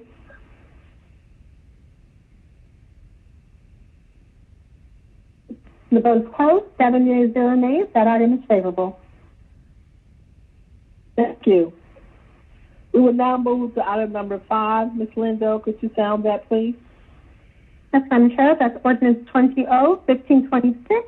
This is an ordinance by Councilmember CARLA Smith to provide that any person or entity that files an alcohol application which, having received a recommendation from the License Review Board, remained incomplete pending receipt of building and fire inspections in accordance with Section 10-66 of the City of Atlanta Code of Ordinances, and therefore expired any time during March 13, 2020 through July 17, 2020, shall be authorized to request that the Atlanta Police Department resubmit the alcohol license application package, which expired during this period, to the Mayor's office to provide that following such resubmission, the applicant shall be afforded an additional 126 days to complete the inspections required by 10-66B before their applications shall once again expire as required by 10-66 and for other purposes. Move approval. Yes. Okay, I was going to ask Ms. Smith, but before you approve, I just, Mr. Jackson from the administration from LRB is online. I just want to give some clarity to this and ask a couple of questions. Mr. Jackson, Jerome Jackson from LRB, are you there? Good morning, good evening, Madam Chair. This is Jerome Jordan, Deputy Chief of Staff to the Mayor. Yes, okay. I'm sorry. Did I say Jackson? I'm sorry, it's Jordan. I apologize. That is all right. All right. So I just want to give clarity, number one, from LRB. And I understand why Ms. Smith introduced this legislation because of the fact that during COVID-19, we've had a lot of folks who apply for their license, and it even goes through LRB process, but it's sitting in the mayor's office because our building department building and fire department may not have approved this process. But now, so I just wanted you to speak to that, but one of the questions I asked earlier to you was, where are we now, not only in terms of just this particular process, but after you finish this process, talk about where we are with LRB as a whole, but actually working with the building departments and fire to make sure that this is not going to be something that's going to be ongoing. So could you speak to that, please? Yes, Madam Chair. So this legislation is to address those applications that were heard 6 months prior to the emergency that would have expired during the time of, I believe, March 13th and July 17th. As you know, once you go to the License Review Board and you receive a recommendation, you have 6 months to complete your inspections, including your building and fire inspections. And it was recognized that due to COVID-19, it was difficult to get some of the inspections completed during this period. So this provides those applicants who expired during this period an additional 126 days to get their building and fire inspection and any other necessary government approvals, such as the county health department. To specifically speak to your question, the Office of Planning, the Office of Building, as part of the Department of Planning, is now doing virtual inspections, and they also allow third-party inspections. And the Department of Fire is also doing virtual inspections, and they have the ability, if needed, to do in-person inspections. But as you can imagine, the goal is to do the virtual inspections to ensure for staff safety and public safety, to reduce the amount of person-to-person contact. Those processes are up and running. Applicants are able to apply for the inspections with planning, specifically Office of Building and Fire, and have virtual inspections completed. All right. So it's great that we have this process right now, and I believe that's support for it. However, the ultimate goal, as I said earlier, with other departments now is, seem like we're going to be in COVID-19 for a while, so we have to figure out a way to actually move forward virtually, and so it's great to know that. But thank you for that. I'm going to ask for a second on this, and then I'm going to come back and ask you one more question after that. Is there a second? Second, Winslow. Okay, I'll let Ms. Winslow have that one. Second by Ms. Winslow. All right, and so there's a motion by Ms. Smith, second by Ms. Winslow. We're ready for the vote, Ms. Lindo. And then I think I heard Mr. FAROKHI say yes also. Thank you, Madam Chair. The vote is open.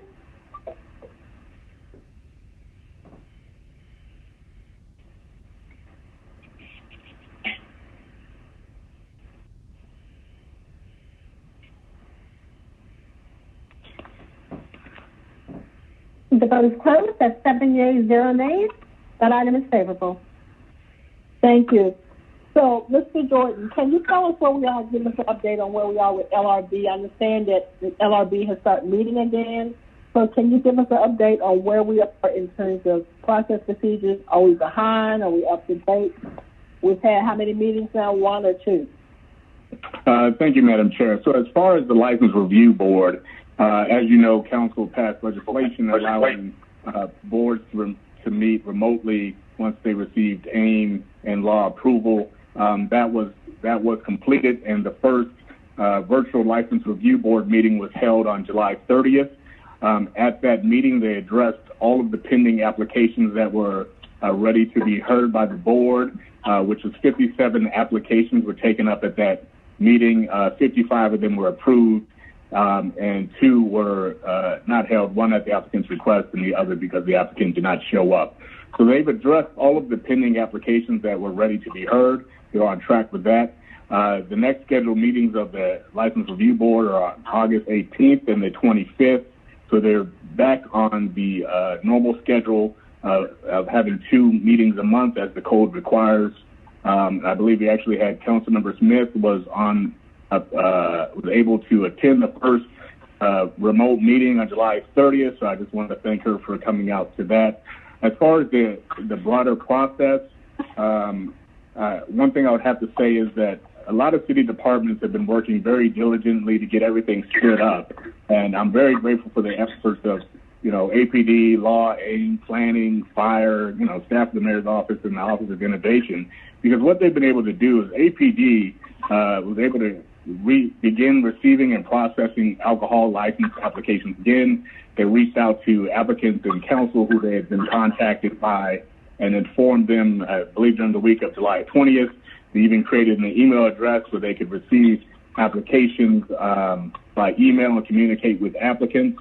Planning and fire, as I mentioned earlier, began their process, made sure they had a process in place to handle these virtual inspections. We believe that this process is strong enough, including APD's process, to continue through the COVID period. Even if this means it's going to last longer than we hope, we believe this process will be strong. Also, I just would like to meet that the MPUs are meeting, and I believe this month there will be some alcohol license applications that have been submitted that will start going before some of the MPUs. And so the entire process is back up. Staff has been working very diligently to make sure that we could set up a process in this virtual environment and put steps in place to help protect city staff and the public during COVID-19. But we're going to continue to assess the work and the application load to just make sure that we have the additional staff or procedures to process. But I've been very impressed by how diligently staff has been working, and we appreciate also the support that the council has provided, including requests that have been given, and we've been working hard to make sure that these processes are in place and working. Thank you. So do I have any questions for my colleagues? If not, thank you so much, Mr. Gordon, for being here for us today. Thank you so much. Thank you. All right. Ms. Lindo, we will now move to our resolutions up under K, item number 6. Please sound that, please. Yes, Madam Chair, that's Resolution 20R 4178. It's a resolution by Councilmember Antonia Brown urging the Georgia General Assembly to review and revise its statutes related to searches with warrants, Title 17, Chapter 5, Article 2, Section 17-5-20 through 17-5-32 of the Official Code of Georgia, annotated to specifically ban the use of no-knock warrants and for other purposes.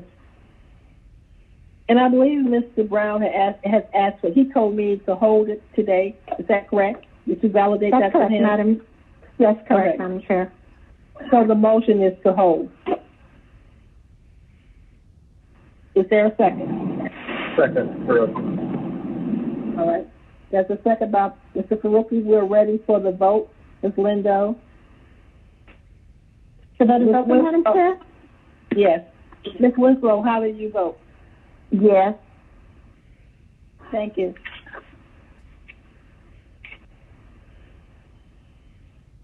The vote is closed. 7 yeas, 0 nays. That item will be held. All right. We have one more. Well, actually two. We're going to come back to one that we hung off on earlier. But item number 7, Ms. Lindo, can you sound that, please? Yes, Madam Chair, that's Resolution 20-R-4261.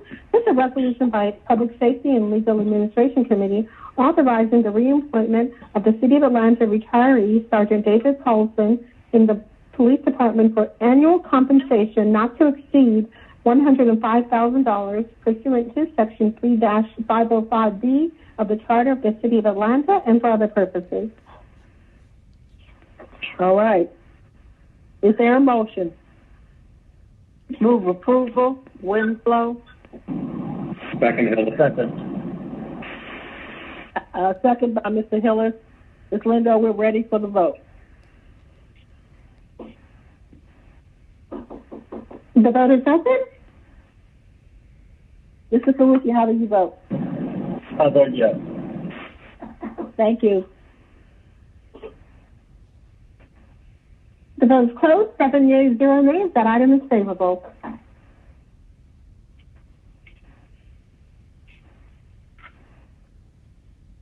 I'm sorry. Now we're going to go back to item number 2 up under communication. Ms. Johnson. Is Ms. Podium here? Yes. Can you hear me now? Councilman Shepard, can you hear me now? This is Leah Williams. Yes, yes. Thank you so much. Hello. Yes, you can hear me, correct? Yes. Yes. Go ahead and tell us a little bit about yourself. Yes. Okay. So first I want to say, Councilman Shepherd, that I have been in several arenas with you with community meetings in the Pittsburgh area with the Eddie Casey Foundation and the Center for Working Families, with the Dunbar Center, and several other community meetings. I just wanted to address that real quick and say it's a pleasure to be here before the Citizens Review Board and staff. So a little bit about myself, as Ms. Nancy stated, that I came from California to reside in Atlanta. I'm now here permanently, and it's been over 30 years, and I'm a graduate at Morris Brown College.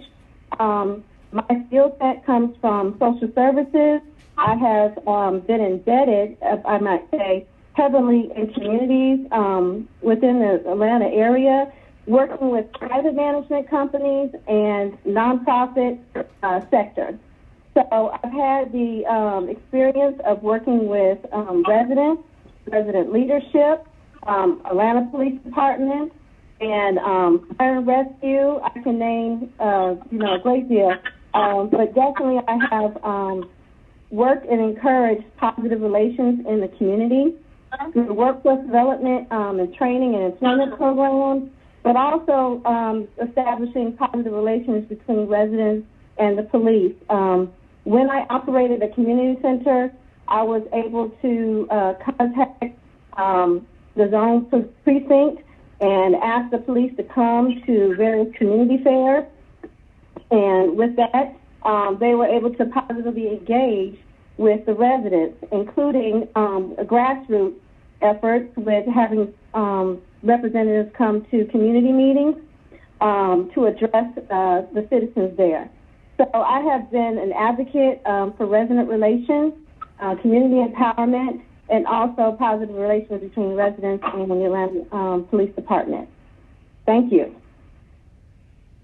Thank you, Ms. Pulliam, for all the work you've done, and we appreciate you. I believe, do we have a motion from any of our colleagues? I'll make a motion to approve. FAROKHI, second. FAROKHI, second. Ms. Lindo, we're ready for the vote. One moment. And Ms. Winslow, how do you vote? In favor. All right, thank you. Madam Chair, the vote is open. Thank you.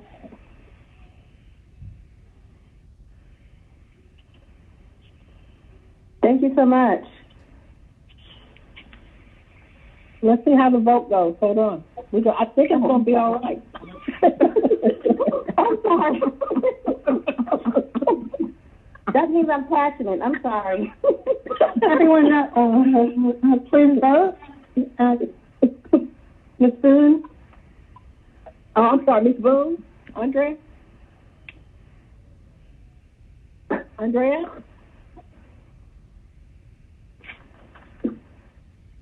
Did Ms. Boone slip away?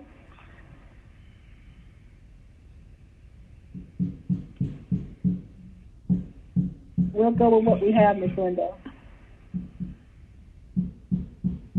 Okay, Madam Chair. That's 6 yeas, 0 nays. That item is favorable. Welcome, Ms. Pulliam. We've got you. Thank you. Thank you for your service. You all. Thank you so much.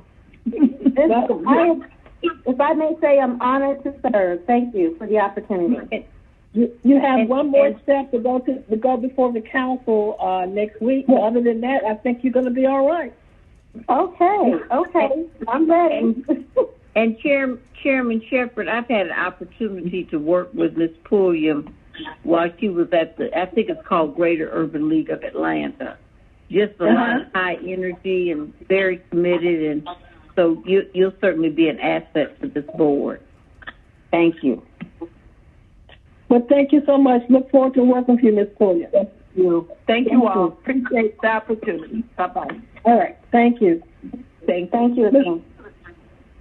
All right, Ms. Lindo, we're now papers up on the Hill. Is there anything coming off the Hill agenda? Not to my knowledge, Madam Chair. All right. Do we have anything else for the good of the body today?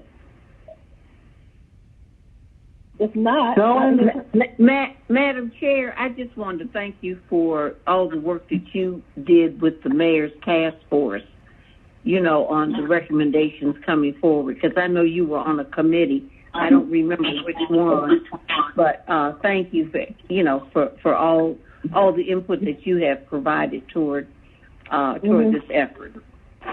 Yeah, I just understand the operating procedure committee, and so thank you. That was very important to me. But as I said earlier, the work is only now just beginning. These are the recommendations, and I'm glad you said something, because do you all, I recommended earlier that we come up with a work session. How do people feel about that, having a work session?